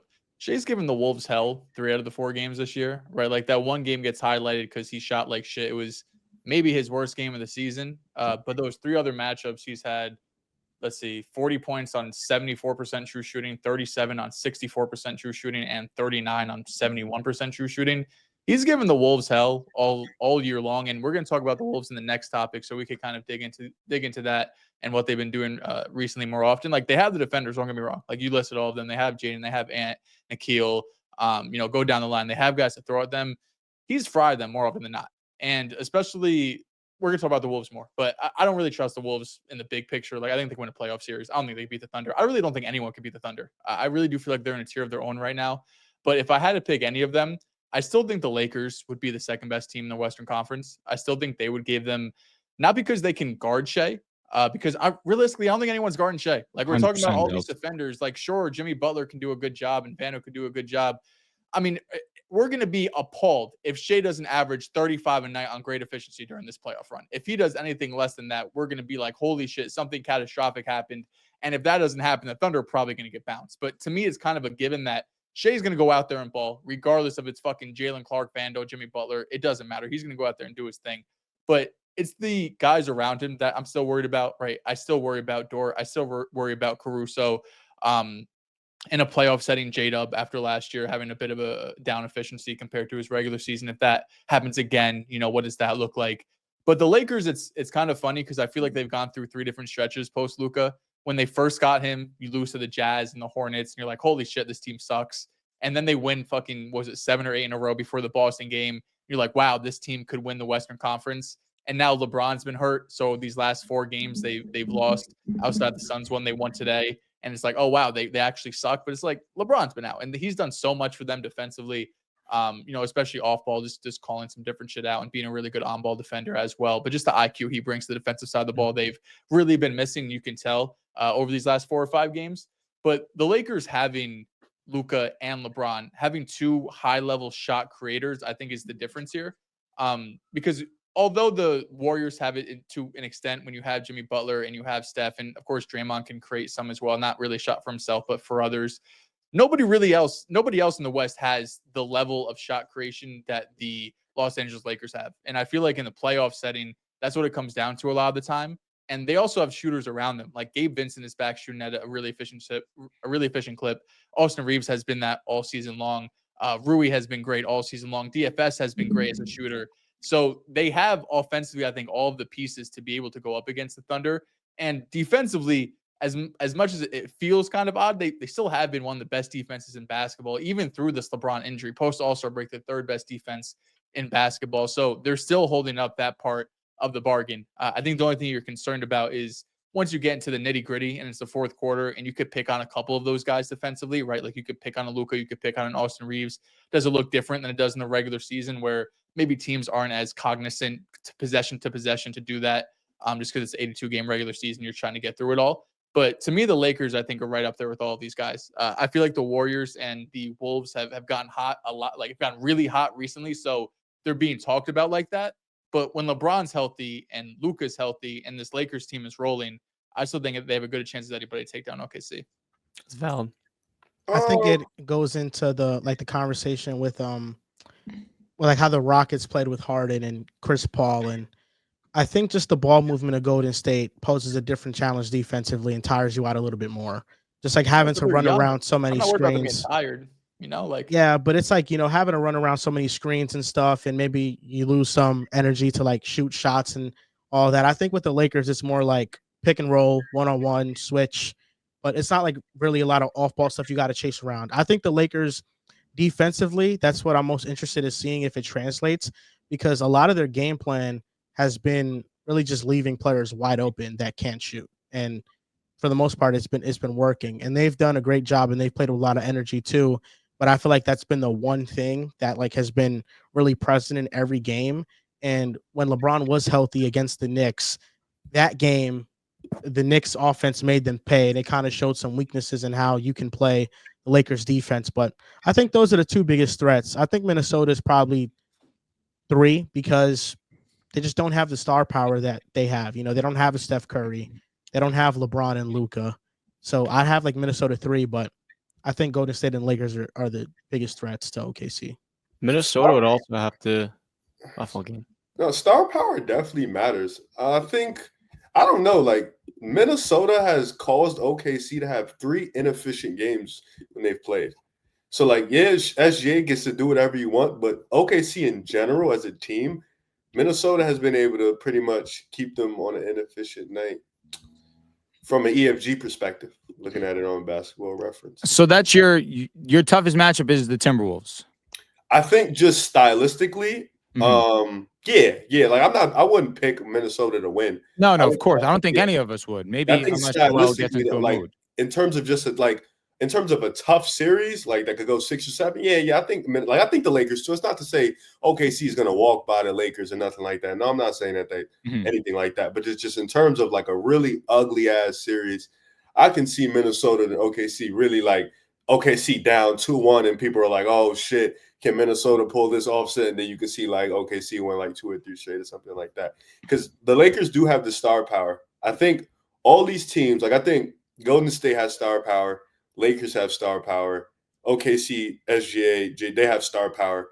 I think with Golden State and the Lakers, it's more about like, what are you expecting from their role players? I think for 2 different reasons. I think Golden State having younger role players, what can you expect from them? And the Lakers kind of having, I don't want to say journeymen because I feel like that's a little disrespectful, but just guys you're trying to figure out like, Hayes, can he replicate this in the playoffs? Gabe, can he keep it up? Vando, can he give you a little bit more than what he's giving you on the offensive end in the playoffs? And then Golden State, like I said, it's the youth factor. Like, can Moses Moody, can Kuminga, break that youth factor and be really good. As for Minnesota, they kind of just know who they are. They're playing with house money. So, like, it's like you're going into that series. Definitely you have the edge of like, all right, we beat this team 3 times. We've pretty much locked them down. Defensively, we've made it nasty. We play the same way on defense. So, kind of that mental edge of like, all right, this can be like if they play in the first round and it goes 7 games, OKC wins. I'm not sitting here like, oh, this is shocking. Like, I can't believe OKC didn't blow them out. Now I'm thinking like, all right, yeah. 7 games. I'd be There's a surprised part of if me they that would win be 7. shocked. I I'd wouldn't be shocked. I'd be like, all right, I could see it. It was an ugly series. I can see it. Like, yeah, I could see it. That means they could lose. If they could go 7, that means they could lose. He's That's right. how I think of it. Yes and no, because LeBron used to go 7, and I didn't think he could lose. Not to say OKC is LeBron. LeBron's a go game 7 player. Like, in a sense of like, I can see OKC going 7, but I'm still gonna be like, OKC not losing at home. Yeah, they're not losing at home game 7 with SGA. Like, that's how I feel about it. I feel like what you mentioned there was pretty on point about how they're playing with house money, because I think the Timberwolves have had multiple versions of themselves where early in the season, the Cat trade, worst trade ever. They had some injuries to Gobert, to Dante, to Randall. It looked like, okay, what's going to happen? And then they had this injection of youth movement with Jalen Clark and Terrence Shannon Jr. and Rob Dillingham playing some good minutes. And really, you just got to see what most of the Timberwolves players look like if they can be at their very best. Like Naz Reid was playing amazing. Jaden Daniels took a scoring leap and an offensive leap that, we've been waiting for. And then you're like, okay, no, wait, this team actually has something. These guys are getting better in the midst of things. And then Julius Randle comes back, and they've won 12 straight games with Randle back. Jaden McDaniels is still giving you the same offensive output. You can argue they have the best depth in the West outside of OKC. And they're having this late season surge where they're on a 7-game win streak. It could be 8 after this podcast comes out. And post All-Star break, they're 7th in assist percentage. They're 4th in assist to turnover ratio. They're 5th in offensive rating. And Julius Randle has a 22.9% assist percentage, which ranks in the 93rd percentile amongst all NBA players. Like, Randle has been so good for them downhill, and the Randle and Ant-Man pairing has worked wonderfully because they have a different dimension from last year, because Randle could dribble and drive. And they're playing with house money because this team has no expectations. This team is kind of like, okay, let's see if you can be just as good as last year. Let's see where this season takes us. And we're going to go with this year to year and see who's going to be on this team long term. But they have so much young talent. And Jaden, the leap that he's taking, he's 70% at the rim, 45% from mid-range. He's really taking his game to a different level and not just settling for 3-point shots, being a spot-up shooter, but really attacking off the dribble and getting to the mid-range and hitting shots over defenders. And I feel like Minnesota, with how well Anthony Edwards is playing and then the supporting role players around him, I think the question really just comes down to Julius Randle, who we have to acknowledge this is the first time that he's played with this amount of spacing around him, especially when they go into these 5-out lineups. I thought Julius Randle's last year in New York was the best chance he had translated into the playoffs because of his just statistical profile and how he got his buckets. And this year, if they get a great version of Julius Randle, I think pretty much, Minnesota's a top 5 team to me. I think if they go and face Denver in the first round, I think they beat Denver. I don't trust Denver to beat Minnesota. And I think Minnesota can give anybody in the West a really tough series. And that's going to be a tough out for anybody. The thing to monitor with them, their last 14 games are a fairly easy stretch. There's not so many tough. The toughest teams they play are the Bucks and the Nuggets. After that, it's mostly like bottom 10 to bottom half teams. If they can cut the gap between them, the 5 and the 7 seed, which is 2 games, we could see that matchup with the Warriors in the second round, that 4-5 versus 1.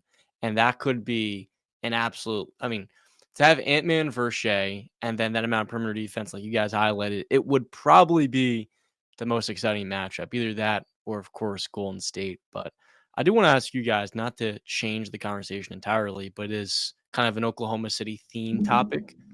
If the Thunder were to play a team like the Warriors in the playoffs, you have Shea versus Steph, you have Draymond on Isaiah Hartenstein, which I love, and then Jimmy Butler on Jalen Williams. Is that the best big 3? And would that big 3 be one that you trust more than Oklahoma City's? I think I need and SGA. I think SGA is probably what over Curry, and then Draymond and Hartenstein. So wait, is it Draymond or Chet or Hartenstein? Yeah, that's where I was confused at. I would go with Hartenstein because Chet hasn't been healthy. I mean, if Chet is healthy, it's Chet though. Yeah. I Okay. think Hartenstein has been incredible this season. I can't take him over Draymond. This season, No, I might do that. I can't do it. Yeah, you cannot. Such a champion. I can't do it. Hartenstein's been near flawless as a center for I OKC feel like this year. Every OKC conversation when it comes to the playoffs, we always point the finger at J-Dub. Chet was not good. He didn't shoot agree. good from 3 at all. I agree. He I'm shot talking about below Hartenstein. 30%. No, I know, but I mean, I trust Draymond over Hartenstein, and Jimmy Butler I trust over Jalen Williams. I think SGA 100%. really is the separator in the 3. Hartenstein played great basketball for you guys last year, though. What does that have to do with this? I only mean in terms of playoff basketball. It's like, yeah, I'm just going to take Draymond because he's Draymond and he's going to uplift in the playoffs. I just think Hartenstein, his game's never going to change. It's going to translate. We saw last year. It's going to happen again this year in the playoffs for them too. He's a great connector. He's a strong rebounder, amazing defender as well. He's obviously can finish around the basket. And he's very consistent on both sides of the ball. It's not a matter of Isaiah Hartenstein's game changing. It's a matter of his game being more impactful than Draymond Green. What Drew said, though, it's part of the reason why I mention iHeart, because I feel like they may go to him over Chet down the stretch because of that physicality and that way that he can impose himself on the glass. That looks bad on Chet. I'll be But honest. That's not what John's saying, though. Borderline top 10 center. That's how good he's been. That's He's been the type of amazing, work which they could use in the playoffs. iHeart was somebody that back when the Cavs played the Knicks in the playoffs, him and Mitchell Robinson bullied Jared Allen and Mobley, George John. And then last year in the playoffs, we saw that those two again with that physicality, and that's something that really does go a long way in the playoffs. But the best matchup for iHeart might just be a guy like Draymond Green, which is why I kind of look at those two in that matchup late down the stretch in key games. And I'm taking Draymond over iHeart for as good as he's been. You say you're taking Draymond over iHeart? I would trust him. Yeah, definitely. I feel like Draymond over iHeart, not the other way around, right? I'm just trying That's to. what I said. Yeah. Okay, I'm just trying to make sure I'm hearing you, because you did all this selling for Isaiah Hartenstein, and then you're like, yeah, I'm taking Draymond over iHeart. Yeah, for why iHeart must be on the floor. Okay, just giving iHeart flowers, which is deserved. Yeah, it is deserved. It's like a king of the hill, you know. But I don't think you're putting iHeart in the big 3 if Chet is healthy, John. No. He just said Isaiah might be closing lineups. So if he's closing lineups, I don't know. I think the Warriors matchup, it makes sense that iHeart would be closing. Yeah, it's not a bad opinion, John. Not at all, actually. We'll see. Like, I think ideally you have Chet, and I think Mark is probably going to go to Chet maybe early in that series because it's Chet, and this is the guy you want to build your future with. But if all of a sudden you go down 1-0 and it's game 2, you're like, let me see what this looks like real quick, you know? So I don't think it's crazy. But Chet is the only one amongst those two that could protect the rim and guard the perimeter. Listen, let them play iHeart at the end. I'm good. Play him at the 5. Let's do it. Let's run it. I'm with that. Why is that something that you want, though? Because I want Steph to get him on the pick and roll. I love that, actually. Okay, that makes sense. Yeah, I don't know. Maybe I'm just crazy. I don't see a world where Chet gets benched in the 4th. I don't either. Minutes. I don't see that either. Benching seems a little rude. It's what it is. Benching's a hard way to. What is it? He's on the bench. That's what benching is. They're two quality you're bigs, like but ass. Get Oklahoma off, City's often played their best, and they've usually used one big. But okay, John, I'm sorry. I just can't see Chet being on the bench in closing minutes for OKC. What happens if he's shooting 26% from 3 again? Then what? Okay, fine. If he's playing a horrible game, he will be on the bench. What if he's not? What if he's shooting well from 3? What if he's playing like the version of him that we know he can play like? What is expected of him? Are you putting him on the bench? That's kind of a rhetorical question. But John, you have such a way. John, you're a guy. You're a guy. You've been on a heater, man. Oh, please. Look at the At the end of the day, eye roll. We're back. Chet has a higher range of outcomes where iHeart's baseline is very steady and consistent. And where you're showing with Chet is that there's a lot of variance. He could play a great series, but if he's also not hitting his shots, that's where you're going to look for iHeart because he's someone who can make an even bigger difference. A lot of variance off of one playoff run. No, Well, no, Variance this based off majority of making his shots. NBA career. He just Variance hasn't been based off his healthy youth for making sure. shots and staying healthy. John, let me ask you something. I'm So, with John. I mean, That's a good point. at first, Thank you said that you're taking OKC. The big three for OKC for you has been SGA, J-Dub, and Ahart. That you wanted to. No, it's You Chet. wanted to It's base this. Chet, Okay, no, but- but you based this comparison off of SGA, Ahart, and J-Dub, correct? Yes, I did. For what reason? Was it because of Chet's play on the court, or was it because of his injury history? Because I would love to watch Draymond versus Ihart in the playoffs. That matchup's one that I think would be great. Okay, The well, you matchup's said very well. it was No, because he of said Chet's health. originally it was Chet, not Chet, because of his injuries. And I Yes. think Yeah. that's a fair statement. Yes, but not because of his health. If he's healthy, yeah, he's gonna be out there. If he's healthy, I believe he's going to be out there as well. But I understand John's point. If he's struggling, at least you know that you can go to iHeart and it's still strong enough that he is still a part of the big three. You guys are really benching iHeart? Right? Like, Crazy. good problems to have. So what, John? Do you like the Warriors' big three over He OKC's? loves him. I do. If I'm it's at a not point- Chet, if it's iHeart, either or. Two okay. awesome bigs. I definitely would take Golden State's as well because Because Jimmy of moves the Jimmy, needle for I me. trust Jimmy a lot more than really the youth in Oklahoma City, and I think Yeah. that's what makes it I'm such an trusting appealing, OKC, man. appealing Respect matchup. to Golden State. I Respect respect that, Golden State, but it's we're not comparing team. We're comparing big three. Even still, you're telling me Chet's healthy? This Chet that I've been seeing? I You're don't know. delusional. How am I delusional? You're taking that big three over. What are we doing? Yeah, I don't think that's crazy. They're gonna win. They might win 70 fucking games. All right, because now that's- see Dehls, No, you're doing see, it wrong. he's Still You're win losing close the to doing it plot. wrong. He's losing the If we're plot. talking team, He's losing I'm the with plot. Yeah, and you. they're doing Chet that. wasn't even a part of the Chet big hasn't three. played a Chet lot. played 100 games in Chet 3 hasn't years. They're doing that because of SGA, and every once in a while Chet plays. All right, no. You know Hold what on. I mean? Like, If you Dehls, That don't even I'm make with you. sense. I'm with you if you take the big three of SGA, J-Dub, and Isaiah Hartenstein over the Warriors. If you're saying yes, then I will say you're consistent. yeah, I mean, sure. I just want SGA. I just want SGA here. Wow, never thought he'd say that. I respect Okay. it. I'll take Steph and Jimmy. Like that's as good as you can get. You can have SGA and J-Dub. SGA right now, he's the closest thing scoring the basketball to SGA. He's been that great so Wait, far. so you're saying that Dehls, it's valid to have Chet, SGA, and J-Dub, but if he has to also have Ahar, SGA, and J-Dub too.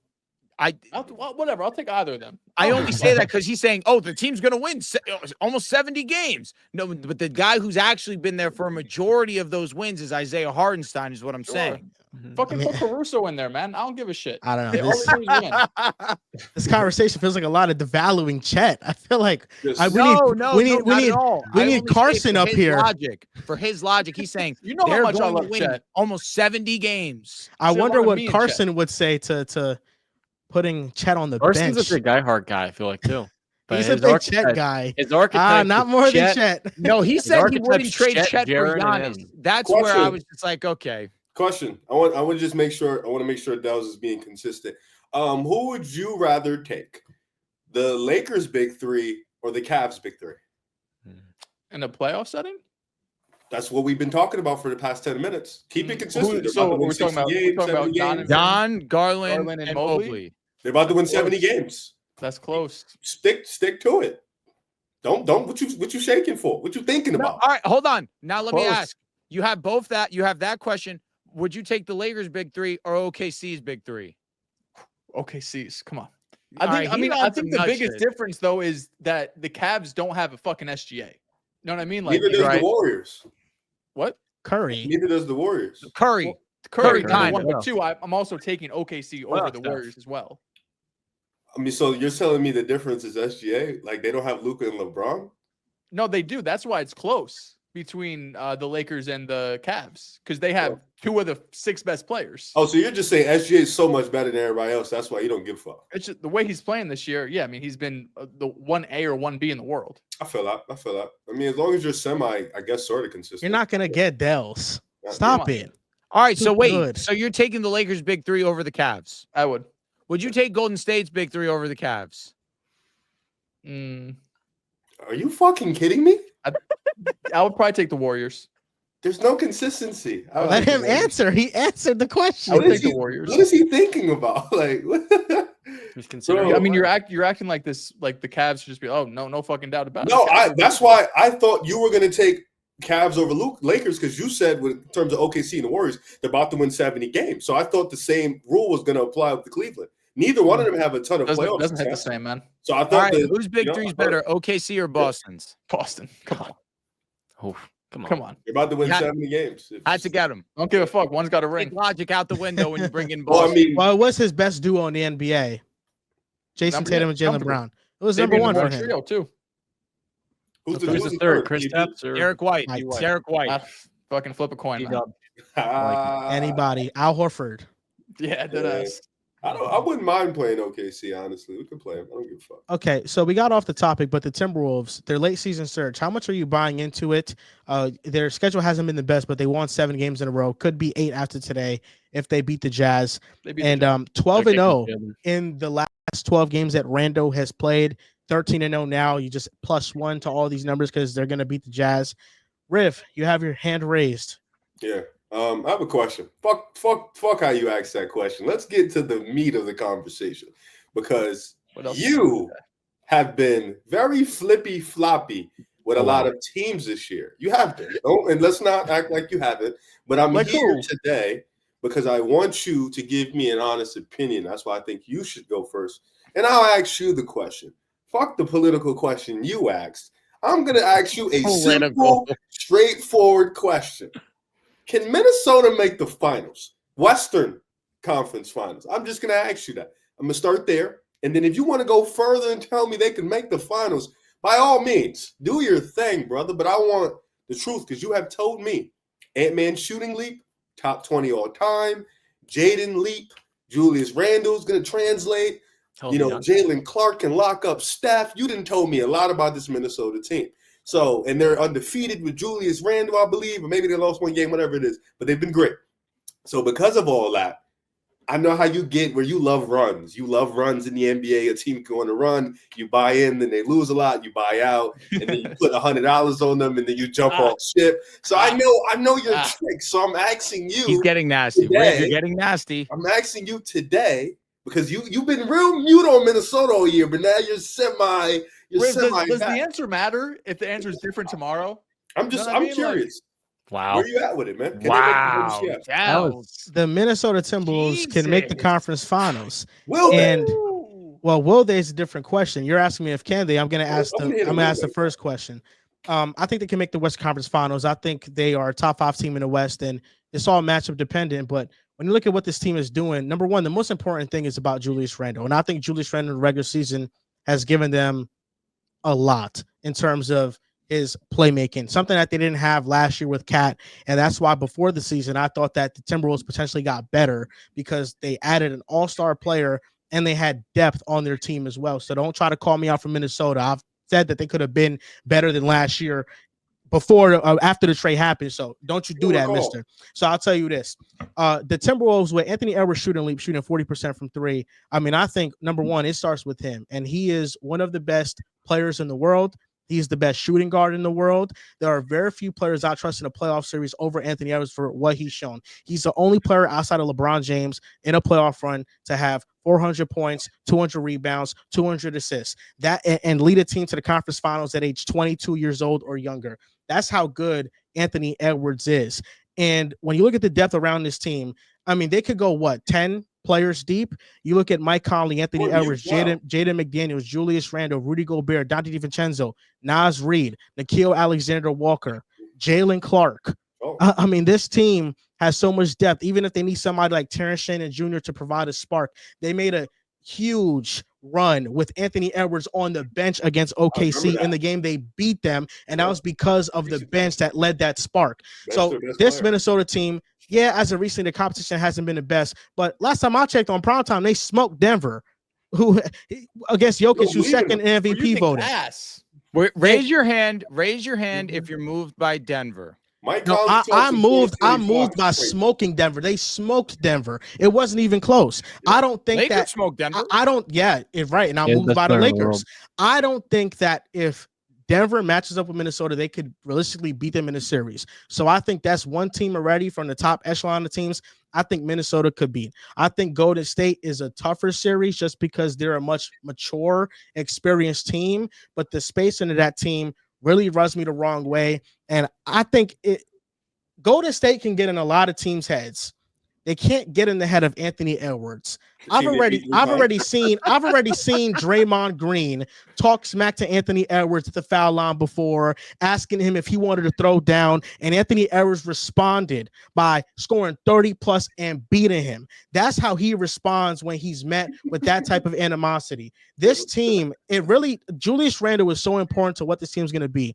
Even with Cat being up and down, he was phenomenal in the Denver series. You need Julius Randle to play at an all-star level, and we still haven't seen that yet. But if he can play well, if he plays differently with this amount of spacing around him, if he's making teams get punished for having mismatches on him, then this team can go to the conference finals. I mean, before the season started, we looked top to bottom at Minnesota's roster, and we thought this was going to be a top 4 team in the Western Conference because they were so loaded with talent. We're just seeing them finally figure it out. We're seeing Randle and Gobert learn how to play together. We're seeing Jaden McDaniels. The scoring hasn't dipped with Randle in the lineup. He's still averaging anywhere between 18 to 19 points per game, and he's really found his rhythm with his game, and they have a multitude of defenders. There's a reason why you think that they are the biggest threat to OKC out west. It's because they can match up with them in that type of way. So I think Minnesota can make the conference finals because they have a superstar and they have the right supporting cast around him. Just before anybody else goes, let it be known that he brought up Ant-Man chirping at Draymond, and they proceeded to lose 3 games to Golden State out of 4. So that chirping got him 3 outs. Who played? Ant-Man. The next 3 games. Who played the next 3 games? Ant-Man. Mention that. Ant-Man. Did Jalen Clark play? That's his fault. Okay. All right. Different team. Different team. Well, we have Jimmy now. When was the last Golden State game that Minnesota played them? I think January. I don't care about that. Well, Jimmy's here, so come on. Come on. Right. Hey, listen, it's going to be a good matchup. Let's run it back, man. I got to give a lot of credit to what's been going on in Minnesota. I think we always talk about Minnesota, and obviously it always starts with Anthony Edwards, and rightfully so. The 3-point leap that he's taken this season, it caught the world by surprise. I'd say for him to be this efficient for this entirety of the season, I thought that I think we all asked him to carry over a bit of his playoff push as a jump shooter into this regular season. Never thought that it'd be this great, this efficient, this high volume. I just can't get enough of Anthony Edwards this season. He's really taken me. My appreciation of his game has really gone to new heights that I didn't think we can get to. I say this, Jaden McDaniels, Joel, I have to give you your flowers. You never wavered. He's always had this. Jaden McDaniels, he's been doing his thing. He's Never been pretty wrong. consistent on the offensive side. You knew what he had on the defensive side, but we always wanted more on the offense, especially with that contract that he was getting. He was getting paid primarily because of how elite he is as a defender. But there was always this belief that he could take another stride as an offensive player, and we're starting to see that more and more. Dante getting healthy. You got Julius Randle obviously back into the lineup. They barely lose when he's in the lineup nowadays. They've just been playing great team basketball. The defense has been locked in. The offense has really figured it out recently. And you mentioned the depth. The only thing that comes into my mind, because it's been in my head all show since you said it, that you think that they're the deepest team next to the Oklahoma City Thunder. I think they are a deep team. I think that it gets lost that the Lakers are still 9-10 deep. Realistic, when you do look at the Los Angeles Lakers, just want to put that out there. But regardless of that, you're right. The fact that they've gone through as many injuries as they have, and these young guys have come in and they've really stepped up. We have to give credit to Clark, what he means for the defensive side of the ball, his ability to knock down a shot from time to time, but really what he brings on the defensive side. It's just really just how consistent they've been recently against mediocre opponents, to be fair. But regardless, you have to go out there and you have to play against who's there on your schedule. I don't know if I'm buying all in on them being a legitimate threat to Oklahoma City. I don't know if I'm buying for them being a legitimate WCF team right now, especially because Julius Randle, for what he's shown me in the past, maybe this is just a different situation for him. Maybe this is just a new year where he's going to go out there and now this scheme perfectly fits him because now he does have spacing alongside. But I think it's, for me, I need to see it. I'm not just going to go out there and go on a limb and say just because it's a new situation that automatically it's going to transfer over. I just want to wait and see for them. But again, you have to love what you're seeing from Minnesota. They've been great. They're exciting to watch, and I think that's really most important. And I sucks because I haven't mentioned this just yet, but then you'll go, Dehls, real quickly. Maybe you can speak on this and elaborate on it more, actually. The playmaking leap Anthony Edwards has taken. Yeah, actually, I do have some notes on Ant-Man's playmaking. The numbers haven't drastically changed, but pre-All-Star break, 4.5 assists to 3.5 turnovers. Post All-Star break, 5.2 assists to 2.5 turnovers. So he's definitely improved, but the numbers don't tell the full story. I feel like when you watch, he mentioned how he's been studying Luka. I feel like the one specific thing he's got better at is skip passes into the corners. I feel like that's one area where I feel like last year and then even earlier this season that he has struggled with, but as the season has progressed, he's definitely improved on. I don't look at the Timberwolves as a Western Conference Finals team just yet. I just worry about once the playoffs come around, is Julius Randle going to keep this up? Is Jaden McDaniels going to keep this up? Those are two big question marks to me because Jaden has been great post All-Star break. He's averaging 18 and 8, 52% from the field, 34% from three, which is decent. But again, he looks more comfortable on offense, right? When he's getting closed out on, he's putting the ball on the floor, he's attacking the rim, and overall is just being a more complete offensive player, which is basically what we've asked for a while. It's like, listen, even if it's not efficient, even if it's not pretty, like at least be a threat with the ball in your hands, especially if you're going to sit in the corner a majority of the time on offense. And Julius Randle really is the biggest difference, right? Because before his injury, before this groin injury, right around the All-Star break, it wasn't pretty for Minnesota. Like obviously the start wasn't pretty, but even like halfway through the season, it wasn't pretty. But I was reading this article on Sports Illustrated, and he mentioned how sitting out for that month or so stretch through the All-Star break really helped him, just being able to fit in, deciding when to set a screen, when to drive, when to play make, when to play with pace. All of these things where when you're on the court, it's probably more difficult because everything's happening in real time. Even when you sit on your bench, even when you sit on the bench, I should say, there's just so much emotion in it too. Like if you have a shitty 8-minute stint, you're probably not going to the bench being like, damn, I need to do all of this better. You're probably upset with yourself. And the opposite, if you go out there and you hit 3 threes in the first 5 minutes, you're probably feeling good. You're not thinking about how to improve, but rather just keep doing what I'm doing. So I do think those are the 3 biggest takeaways from the Wolves in this latest stretch. It's just Randle being a better fit altogether. Jaden McDaniels, an offensive player, has improved, and Anthony Edwards as a playmaker has improved. As you mentioned, the stretch of games hasn't been great, right? You've played over the 8-game win streak. You had the Jazz today. Played the Suns, Sixers, Charlotte, Miami, Spurs, Nuggets, and Magic. So it's not the litmus test to like, are you a true contender? Because I do think there's some question marks that come up with this team in a potential playoff series against a lot of the teams we mentioned. So I think even at their worst, I feel like they're probably the 6th best team in the Western Conference. The argument over Denver, I could hear it. I also don't want to get too caught up in like a 15-game stretch for Timberwolves versus the Nuggets where one's looked really good and one's looked really shitty, even though they beat him in the playoffs last year, which is an argument that you could certainly make.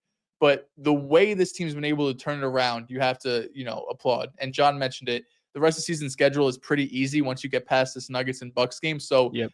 And climb out of the play-in, which also means, you're probably going to have a pretty decent first-round opponent. You might play the Warriors in that first round, might play the Lakers in that first round. So it'll be a fun series regardless. But overall, I'm not completely bought in on them being like a contender, but they're a team that before this stretch, they're getting bounced in the first round. Maybe they get bounced in the play-in. After this stretch, I could see a world where they get to the second round of the playoffs.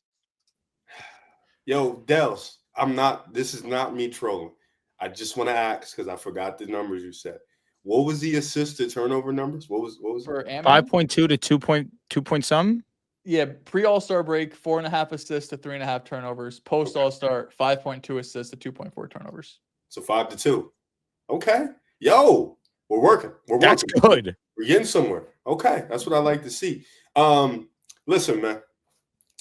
Like Dehls mentioned, a lot of these new teams that are either getting their players back healthy or they made a trade, they're really hot. Golden State, Minnesota, for example. Minnesota and getting Randle back in the lineup. Golden State and bringing in, like my brother Drew always mentioned, a legendary playoff performer in our era, Jimmy Butler, a guy who he thought could move the needle. Somebody on here didn't think he could move the needle, and now he thinks they can make a deep run. It's crazy to me how people just change up. But neither here nor there. I'm gonna give Drew his props because he's been there. Well, you're muted. You're muted. And I said, God entered the chat. I said 15 game sample size. Listen, all I'm gonna say is, whoa sample size. Can I finish? Well, I don't know. Riv went from Anthony Edwards can't play make and Jaden McDaniels sucks to they're the biggest threat to OKC in the West. If you let me explain that before interrupting me. Oh, but you could explain things. Oh, okay. I see. Explain that. Okay. Because unlike you, to talk, I'm interested to hear what he has to say. Unlike you, Mr. Joel V. Moran, I like to sit and wait on things. I like this. I've not spoken about Jaden. I let it marinate. Ever since I said he was trash, which was months ago, I've let things marinate. Ever since I said, first of all, Dehls was the one who called in. He said Ant need to get better IQ. He said that on the live. Drew laughed. I just asked. That's what happened. You also questioned the playmaking, Riv. That's what happened. I said that. Riv, you called him a 6 out of 10 IQ. That was crazy to me, but neither here nor there. Minnesota's a good team. I think for me, it's always matchup dependent. I always try to look at when these teams play each other, how they get up for the game. And I think Minnesota, OKC, from what I've seen this year, both teams get up for this game. Both teams treat this game like a hostile environment. Same way how Boston and Cleveland plays. They get up for those games. That's why they're always fire. Same way how like Golden State, OKC, Golden State Lakers, in prior years, they just like to get up for those games because, it's a big time games. They want to show out. And, from what I've seen from OKC, Minnesota, it's been tough. Now, though I think they're a top 5 team. Top 5 team is weird to me because I think everything like Denver in theory is a top 5 team, but there's teams that, you could probably pick under them that they could probably lose to. I think OKC is a great team. I think the Lakers are a really good team. Golden State, I can see them being in top 5, but I can see a world where, we haven't played a shit ton of competition and where you might still want to wait and see. We have an incredible stretch coming up in April, so that's going to be huge. But in terms of just Minnesota, figuring out their depth, I think their offense being the calling card for them since like January, I think that's most important, like them having a high-powered offense. Granted, like you mentioned, it's against weaker competition, so but you want to build those healthy habits now. So when you do play those top competitive teams, you play those top defenses, the healthy habits are repetitive. You start to be able to do those things consistently. The problem with, like a team like Golden State, I keep using for example, their system, they've been doing it for a decade is why it's a habit. It's a habit from Steph. It's a habit through Draymond. And Jimmy's just a smart IQ player, so he'll figure out the habit eventually. But for Minnesota, Ant taking a leap, Julius Randle being really well in this stretch, Dante coming back.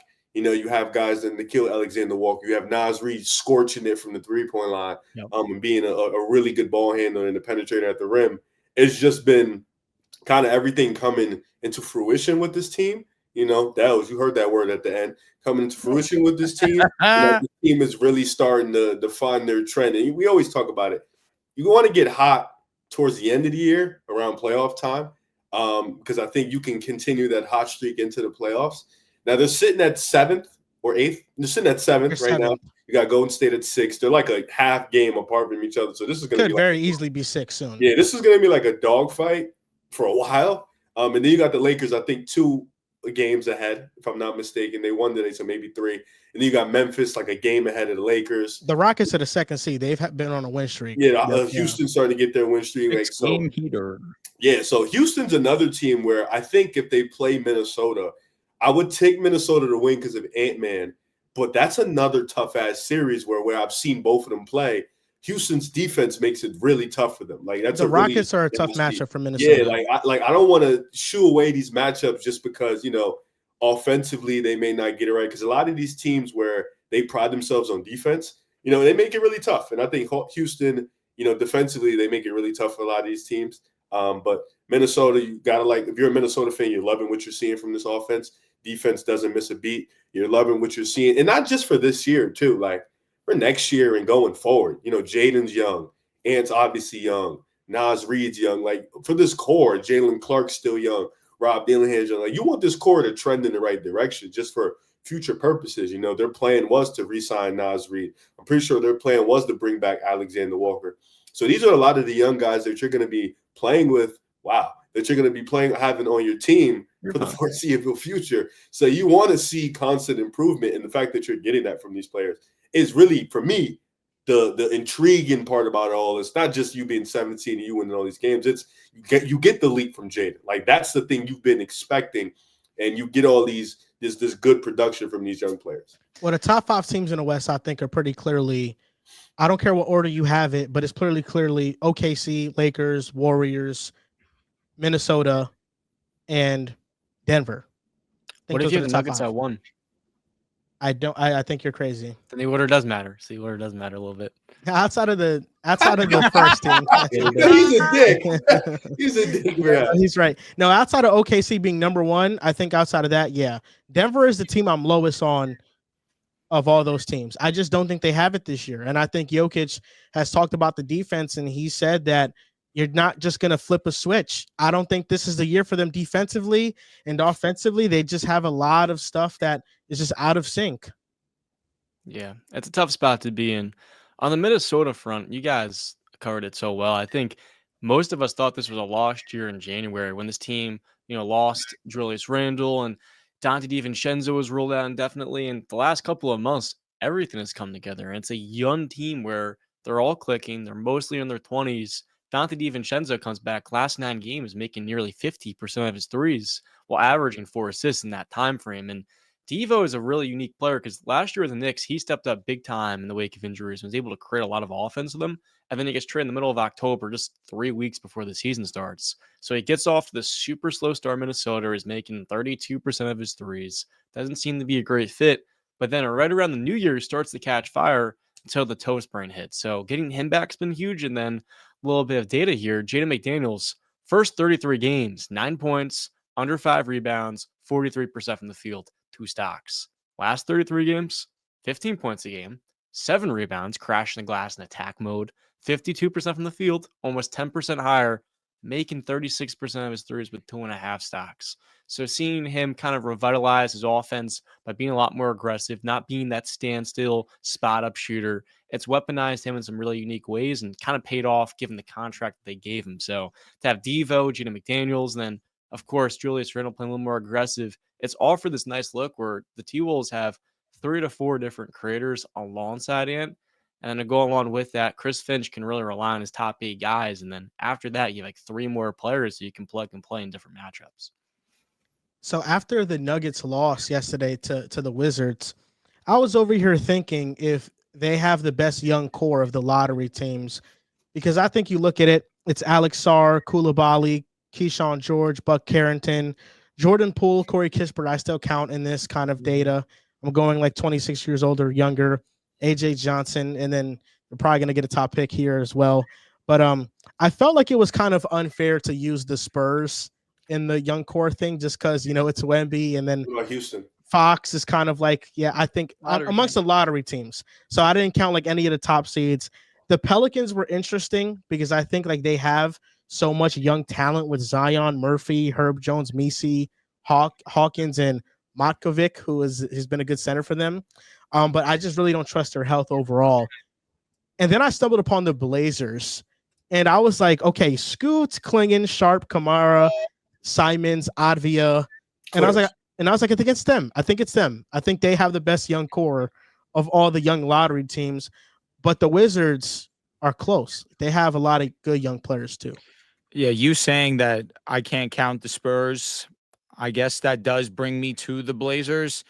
The fact that any given night, it could be any of these guys, whether it's Denny, whether it's Anthony, Scoot has his moments, Tumani Kamara hits 5 threes tonight. I mean, it's really been a fun season for a bad team, but they're a good bad team. I really like the future for the Portland Trail Blazers. And I'm really excited about this because early in the season, I say it every time we talk about, I challenged Chauncey Billups. I really didn't feel strongly about him. It didn't seem as if they were trending in a positive direction. But ever since that moment, it seems as if they've just gotten their things together. They've just really taken accountability, and we're seeing a bunch of effort being shown on a night in, night out basis. And it really does start on the defensive side. We really didn't get Klingon going until recently when DeAndre Ayton got banged up and he's missed an extended period of time. Do we count Ayton in this young core? I'm just going to say no. Let's not. It's kind of muddy. Yeah. It's all right. I'm cool with that because Klingon, again, for what he provides you on the defensive side, great shot blocker. weirdly can shoot the 3 ball, just doesn't do it. Obviously not at a uberly efficient clip, but does have that in his bag. I'd count Denny. I think Denny is obviously a nice Swiss Army knife, can do a lot of everything. And then, of course, when it comes to their guard play with Shaedon, with Scoot, with Anthony, those are strong. Those are 3 strong guards if they can really clean up their inefficiencies on the offensive side of the game. Not Anthony, of course, but really talking about Shaedon and Scoot just being more consistent on the offensive side. But again, Toumani Camara, I mean, I don't know if there's another player like him that excites me that much for what he brings you on the defensive side. Obviously, his athleticism can knock down the 3 ball. It's just him and Herb Jones. Like, they just remind me so much of each other. But I think Toumani might have a little bit more in his arsenal on the offensive side. But I'm with you. I think it is the Portland Trailblazers. But I love what I've been watching out of these Washington kids. I mean, Keyshawn George has been coming on a lot recently. Alex Sarr, although he's not the most efficient offensive player in Washington, obviously with just their lack of everything, I guess you could argue, for what he means on the defensive side. Bilal Coulibaly being out for the rest of the season, that's a huge bummer. But you see flashes from him on the offensive side, knowing that he's this defensive dog. It's just there's a lot to be excited about for Washington, because it's ugly right now, but they have the pieces that inevitably, if they do put it all together, this could be a team that can make some noise. Maybe not next season, maybe the year after that. I'm a big Blazers fan, man. I know, Riv, we've been here for a while. Shaedon Sharpe, it's one of my favorite players.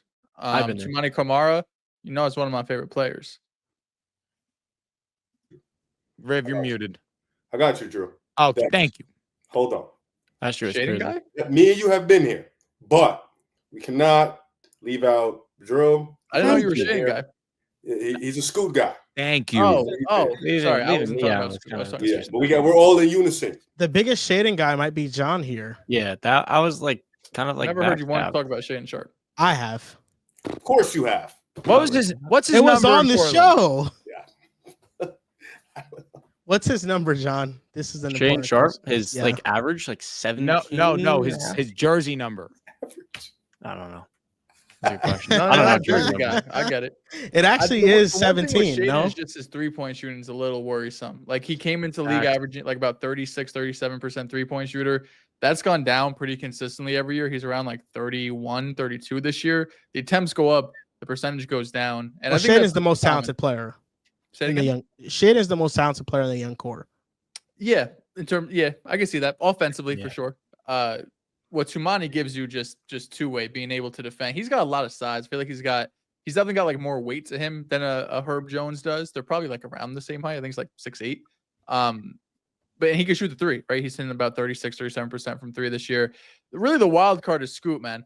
The wild card for that team is Scoot. The wild card for that core is Scoot, because Anthony Simons, I know he's been in trade rumors every single year, and I understand moving off him if you're the Blazers, because you've been a bad team for the last couple of years, and Simons just adds a few wins every year that lowers your chance of potentially winning the lottery. But Simons is so good, man, that like I'm at a point where if the Blazers just want to sit on him and just be cool, because you don't really know what's going to happen with Scoot. You don't know, is Scoot going to turn into a great point guard, or is he going to turn into just like, he's a good player, but for where you drafted him, top 3 in the NBA draft, he's maybe not live up to what you expected from him. So Simons is so good, and he's like one of the only efficient players that they have, that I would be fine just holding on to him and clinging to. You mentioned it, Drew. What he brings as not only a rim protector, but as a rim deterrer. I mean, it's something that only the top guys in the league can do. So he's been excellent as well. Oh, Dehls, you're a funny guy, man. So if I were to, I'm gonna just go through these lottery teams real quick while taking out some of the dumb teams, or maybe I should add them in here, and just grade their young cores just real quick. We're gonna go through the East first. So grade the young core of the Toronto Raptors. A D? I was gonna say C-. I'm cool with whatever. What is the young core? Scotty, Grady, Scotty, RJ, IQ. IQ's 25. If you guys are counting, guys, 25. He counts. He Jacoby counts. O'Shea. Grady Dick. Jamison Battle. All right. They're good This is a players, C. but I feel like they are who Minus. they are. I don't think there's a lot of growth for most of these Brother, guys. Andre Iguodala is leading the charge. It's a D plus. It's a C minus. Yeah, I C. I think it's C minus. Cool with that. C is very fair. Because they're not bad players. You know what I mean? Like we're talking about young core. There is nobody that's gravitating. Respect Scoot, please. Scoot. Talk about Scotty. Scotty. That's on me, Scotty. Same letters. Yo, bro. You don't even respect him. I'm gonna be honest. I'm not. It's not that Scooty. I mean, it's Scooty. It's not that Scotty is a bad player. He's the leader, though. Like, come on. It's a D. B.I.'s the leader now. D's disrespectful. With Scotty and RJ, I give it a C. Disrespectful to who, John? Who the fuck am I disrespecting? RJ. Jamison Battle? Please respect Scotty, RJ, and IQ. They have a very like decent young core. This is a C plus for me. C plus. All right. Yeah. All right. It's a C plus. It's not bad. They're like a top 5 pick away from being, oh wow. Exactly. It's good. Yeah. Top 5 pick probably won't even play. Wait till Cooper Flag comes to town. I don't love that pick, but I feel it. Next team up, the Philadelphia 76ers. B. Jared McCain, Tyrese Maxey, and we're counting Quentin Grimes. QG. B? It's 3 players. I'm giving it a B. I'm gonna give it a B minus. This is a B. Yeah, I think it's a B. It's Maxey and McCain. It's 3 players. Tyrese Maxey clears everybody that we talked about. Let me not say clears. Respect my goat, Scotty. My bad. He clears Scotty. It's not even a clears is insane. He's better than him. Yeah, C plus, B minus. B minus. C I'm plus. on my own scale. They're a C to me. Jared McCain, Tyrese Maxey is an all-star, and Jared McCain was about to run away with Rookie of the Year. And Quentin Grimes is averaging 19 right now in Philadelphia on fairly good efficiency. This is a C young core for you? It's been 10 games. Oh, he's a starter on many different playoff teams. He was a starter last year. Name him. I don't got the time to. No, you do. You do. It's 9:35. The Knicks. Started on the Knicks? Yeah, he was started on the Knicks. No, he started on the Knicks before. No, we're talking about right now. Yeah. Right now. Do you want me to name playoff teams you'd actually start on right now? Yes. All right. Well, the Orlando Magic, are they a playoff team? Oh, stop. He would start on them. What do you mean? Stop. Well, they're playoff team. They're top 8 seed. Top 6. Milwaukee Bucks. Milwaukee Bucks. No, let John cook. Yeah, Milwaukee Bucks, Golden State Warriors, Denver Nuggets. No, not Nuggets. Timeout. What are we pausing for? Wait, I want to make sure we get the Pacers. Right. That's 3. So top 8 seeds is what we're top 8 seeds. Yes. Okay. He'd start on the Magic. He would start on the Magic. Okay. That's He'd easy. start on the. Hold on. Let John. This is John's segment. Let John cook. I guess it is mine. Yeah. All right. So I'd start on the Magic. Mm-hmm. Start on the Pacers. Start on the Bucks. That's 3 teams in the Eastern Conference. Okay. And start on the Hawks, the playoff team right now too. So that's 4. That's I agree. And he start on the Pistons. He might start too. I know he was on the Pistons and he was hurt. It was obviously him not being that type of player. But since he's gone to Dallas, then Philadelphia's been the same guy he was in New York. Yeah, but overall, Quentin Grimes is a good player. Yeah. So that's half the Eastern Conference playoff teams you'd start. I just think, McCain was running away with Rookie of the Year, and Maxey's an all-star, and Quentin Grimes is a starting level player. That's a C young core. Starting level is really generous. No, it's not. Quentin Grimes is good. Drew, he named teams that are like 8 games under 500. No bullshit. Yeah, that's a good point. The Pacers are 8 games. The Pacers are 8 games under 500. So I gave you the Pacers, John. I gave you the Pacers. Bucks are 8 games under 500. Milwaukee. 3 teams are all 8 games above 500. So that's 3. You name Orlando. That Detroit. I mean the Bucks, Pacers, and the Pistons. That's 3 teams all above 8 games above 500. That's valid. So let's try. That's close. That's valid. He's a good player. Yeah. I think he's good. Maxey and McCain alone, this is like a B still. Yeah. I'm with you. Right now, I hear where Riv's coming from. Grimes is good, but he's like role player good. Yeah, he's a quality role player. Like y'all wasn't thinking of Rhymes like 2 weeks ago. You're not building this. He's been playing well in Dallas all year. I thought that was a horrible trade. He didn't even play much all year. He was like in and out the lineup. Bro. That's not true. He played in Dallas, bro. I don't think he played that much in Dallas. Yes, he did. He was awesome for them. Let me see. No, he was very good with Dallas. Killing me, Riv. Riv, you have to lock in. He was good with Dallas. I didn't say he wasn't. I just said I don't think he played that much. Riv, suddenly you have 23 minutes a game, shot 40% from 3. He averaged 10 points. You can have that. He averaged 10 points. You can have that. Very efficient 10 points. So what is the grade for the Sixers all around?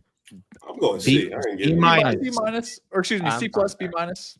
I'm cool with that, Dehls. That's fine with me. It's just because there's not a lot there. There's just 3 guys, and one of them's a role player, and one played like fucking 15 games. The other was I don't want to call it superstar. That's kind of way too much. He was a star against the Knicks in that first round. No, Maxi's He's a star. Yeah. Oh, Maxi's Lord. fucked. I'm giving this a B. The Brooklyn Nets. You can't include Cam Johnson. He's 28. Cam Can you Thomas, include Keon What we got? Claxton, Cam Thomas? Keon Johnson. They play hard, man. It's Do we a count C. Jordy Fernandez? Does he count? If Will Hardy's No. going down, Jordy. This No, is coaches A. don't count. I don't even know the young core. Like there isn't none. Oh, It's a respect D. Noah Clowney. Claxton, Cam Thomas, Noah Clowney, Throw some Killian respect on Noah Clowney. Yeah, got it. Killian Hayes. Here we go. Now Yo, we're this good. is a C minus. Zaire Williams. Nah, this is a Right. D. D. Yeah. All right, I said You C fell minus. off on Claxton, man. The old You you would have fell this off at on least a Claxton's B. right. He's good, but it's still a D. They don't have any. It's just Cam Thomas. He's Claxton or injured all the Quentin time. Grimes? Okay, the best young player on the Nets or the third for the Sixers. I was just asking a question. Yes, This is Claxton a is F. better than Quentin Grimes. This is an F. This F. is an F. Ooh. No, I'll be This is a generous F. with a D because of Cam Claxton. Thomas. Cam Thomas. This is a D. Yeah. C minus. All right. It might be a D. God. The Charlotte Hornets. We just, you know what we are? We're one of them schools that have the no child left behind rule because we're just letting everybody pass with a good grade and they have nothing to show for it. We are giving Nick Claxton-led rebuilds. They play keys. well against good teams. I mean, Nick Claxton was the 3rd best player on a team that's pretty damn good. When was that, John? 2 years ago before they traded KD and Kyrie. He was a part of an elite defense. He's with just KD. the big man's Austin. I mean, he's Reeves. played worse Kyrie since. and Kyrie. He's What's not. You A, act like we're giving them a good Man, grade. Austin It's, Reeves. it's a Dehls, D. What are you doing? Third It's- best player on a yeah, championship. you're acting team. like you gave this a B plus. Oh my goodness. Riv, D. Hold on. Take a D. Resume For and move who? Take on. a deep breath. D for who? The D for the Nets. You guys know what team we're on. D for the Yeah, Nets. let's- Who we got? The Hornets. Next Hornets. team is the Charlotte Hornets. All right, LaMelo Ball, Mark Williams, Brandon Miller. Miller. Brandon Miller, he who shall not be named. Trey Man. He's turning 27. Josh Green, I guess, is a good Josh mention Green. here. This a B. This a B plus. I get B minus. B plus, I don't know. Mark No, Williams is never LaMelo. healthy. Your Mark boy, Williams plays like 30 games on a season. Brandon Miller, And- Mark Will has been playing some good basketball since the no trade. I think this is a B. I get like a B minus. I like this. I'm just thinking, in terms of young cores that we're going to be listing, I feel like this is going to be one of the better This ones. is one of the best. I'm giving this a B plus. Trey Man. I mean, with Trey Man, I said it already, John. Yeah. Fucking. I must have been talking. I'm teetering A minus the more we talk about it. Keep going. Okay. A minus for 17 wins. I don't know if I could go that far. Hey, Brandon Miller's not even playing. What are we No, he's doing? not. They got to show me something though. Like it has to be led by something. Coach out of here. Wait, what's Riv's grade? This is objectively a better grade than Philly. So wherever we had Philly, 100%. let's put them ahead of 100%. Philly. A minus. We got Let's move. dudes naming Josh fucking Green in That the was young crazy. core. That was crazy. I just don't know where this conversation. He's a young is player. What do you going mean? We're anymore. naming young players that are young on their We gotta name team. important ones. Yo, Riv, ride with Josh me. Green is a solid role player. He might not be on the team next year. Why wouldn't he be on the team? He might not be on The the Hornets. team You next never year. know. If he gets traded, I guess so. He Like, might not be on the team next year. okay, so I mean, I think when you measure their top three, it's like not that far off from Philly though. No, they're better. Let's go A minus. Not I going can't past go B A plus. minus. Lost. Not going past B plus. I'm Okay, fine well. B, maybe Yeah. B plus. This is B. B plus. The Washington Wizards. Did you say C plus? This is a B minus. Yeah, I'm B with you. plus. B minus. Riv, I'm with you. I I'm said going C C plus. plus. I said- All right, I'm either C plus, B minus. They're so close. Who's the building block, It Riv? might be C plus. That's Joel. That's my point. Calm down. It's Bilal. Is this a C? Ugh. It's Bilal. Bilal. Jordan blocks Jordan Poole. Oh, Bilal's hey. not the- ooh, he's Hey, the building block. John, It's I don't the hate building block is whoever they pick next year. This year. Wait, I'm Whoa. counting Jordan Poole in this young Yeah, core. you So should. I'll go B minus. I think all intents and purposes, Bilal is their best player. He's I not could their go building B block, too. though. I'm going C plus. I don't know I'm if they fine have a with that. 1. I don't know if they have a 2. Yeah. Well said. Thank you, Dehls. Can work Maybe they with me. do. I like Bro, Bilal. we're here. I gave him a yeah. B-. I'm being a little bit more kind. Brother, you just said they're building around Bilal. Bilal, Yeah. don't be a casual. You're better than that. Bilal's No, great. you stop. He's They're Bilal not- is great. They're not building. I'm not saying that, but You're I'm not saying building around 3 and D wing. It's just not happening. That's him. Oh, God. And he also doesn't make 3 yet, but he will. He No, will. he's in his So second is it 3 year. I and think with he no will. 3? He reminds me of C+. OG It's a lot Anunoby. of depth, but it's nothing concrete. Who's he Yeah. remind you of, John? He reminds me of OG Anunoby, but he's got a way to go. The next team we have the Portland Trailblazers. B plus. A A-. minus. A-. I'm with it. This is the best group we've heard so far. This is the most well-rounded young core. Yeah. Rob will fit into this. How old is he these days? 27. Yeah, Yeah, play like he's 20 games a year to 27. make it. He would just miss the cut. I'm gonna go with B plus here. God forbid we gave out an A. Like I think God they forbid. have so much depth with Kamara, Scoot, Sharp, Simons, Klingon. Benny. Yeah, Denny Advia. Like they have so much depth. I think Can't they're forget just about missing. Denny, Joel. Yeah, they're missing like that top end star to make it an A plus or like an A. But like if Or with go this A minus. draft, if they draft like a blue chip guy, this is an A. But right now it's a If B they get plus. Cooper Flag. I think I'm set on B plus here. B+. Next name, the San Antonio Spurs. A plus.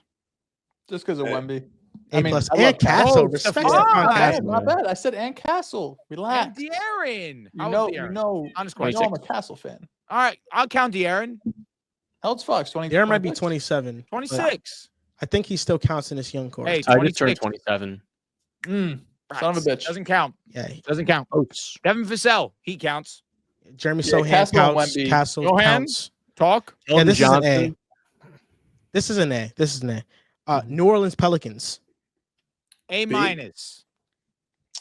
Off of talent, this is an A. I'm cool with it. I'll say B.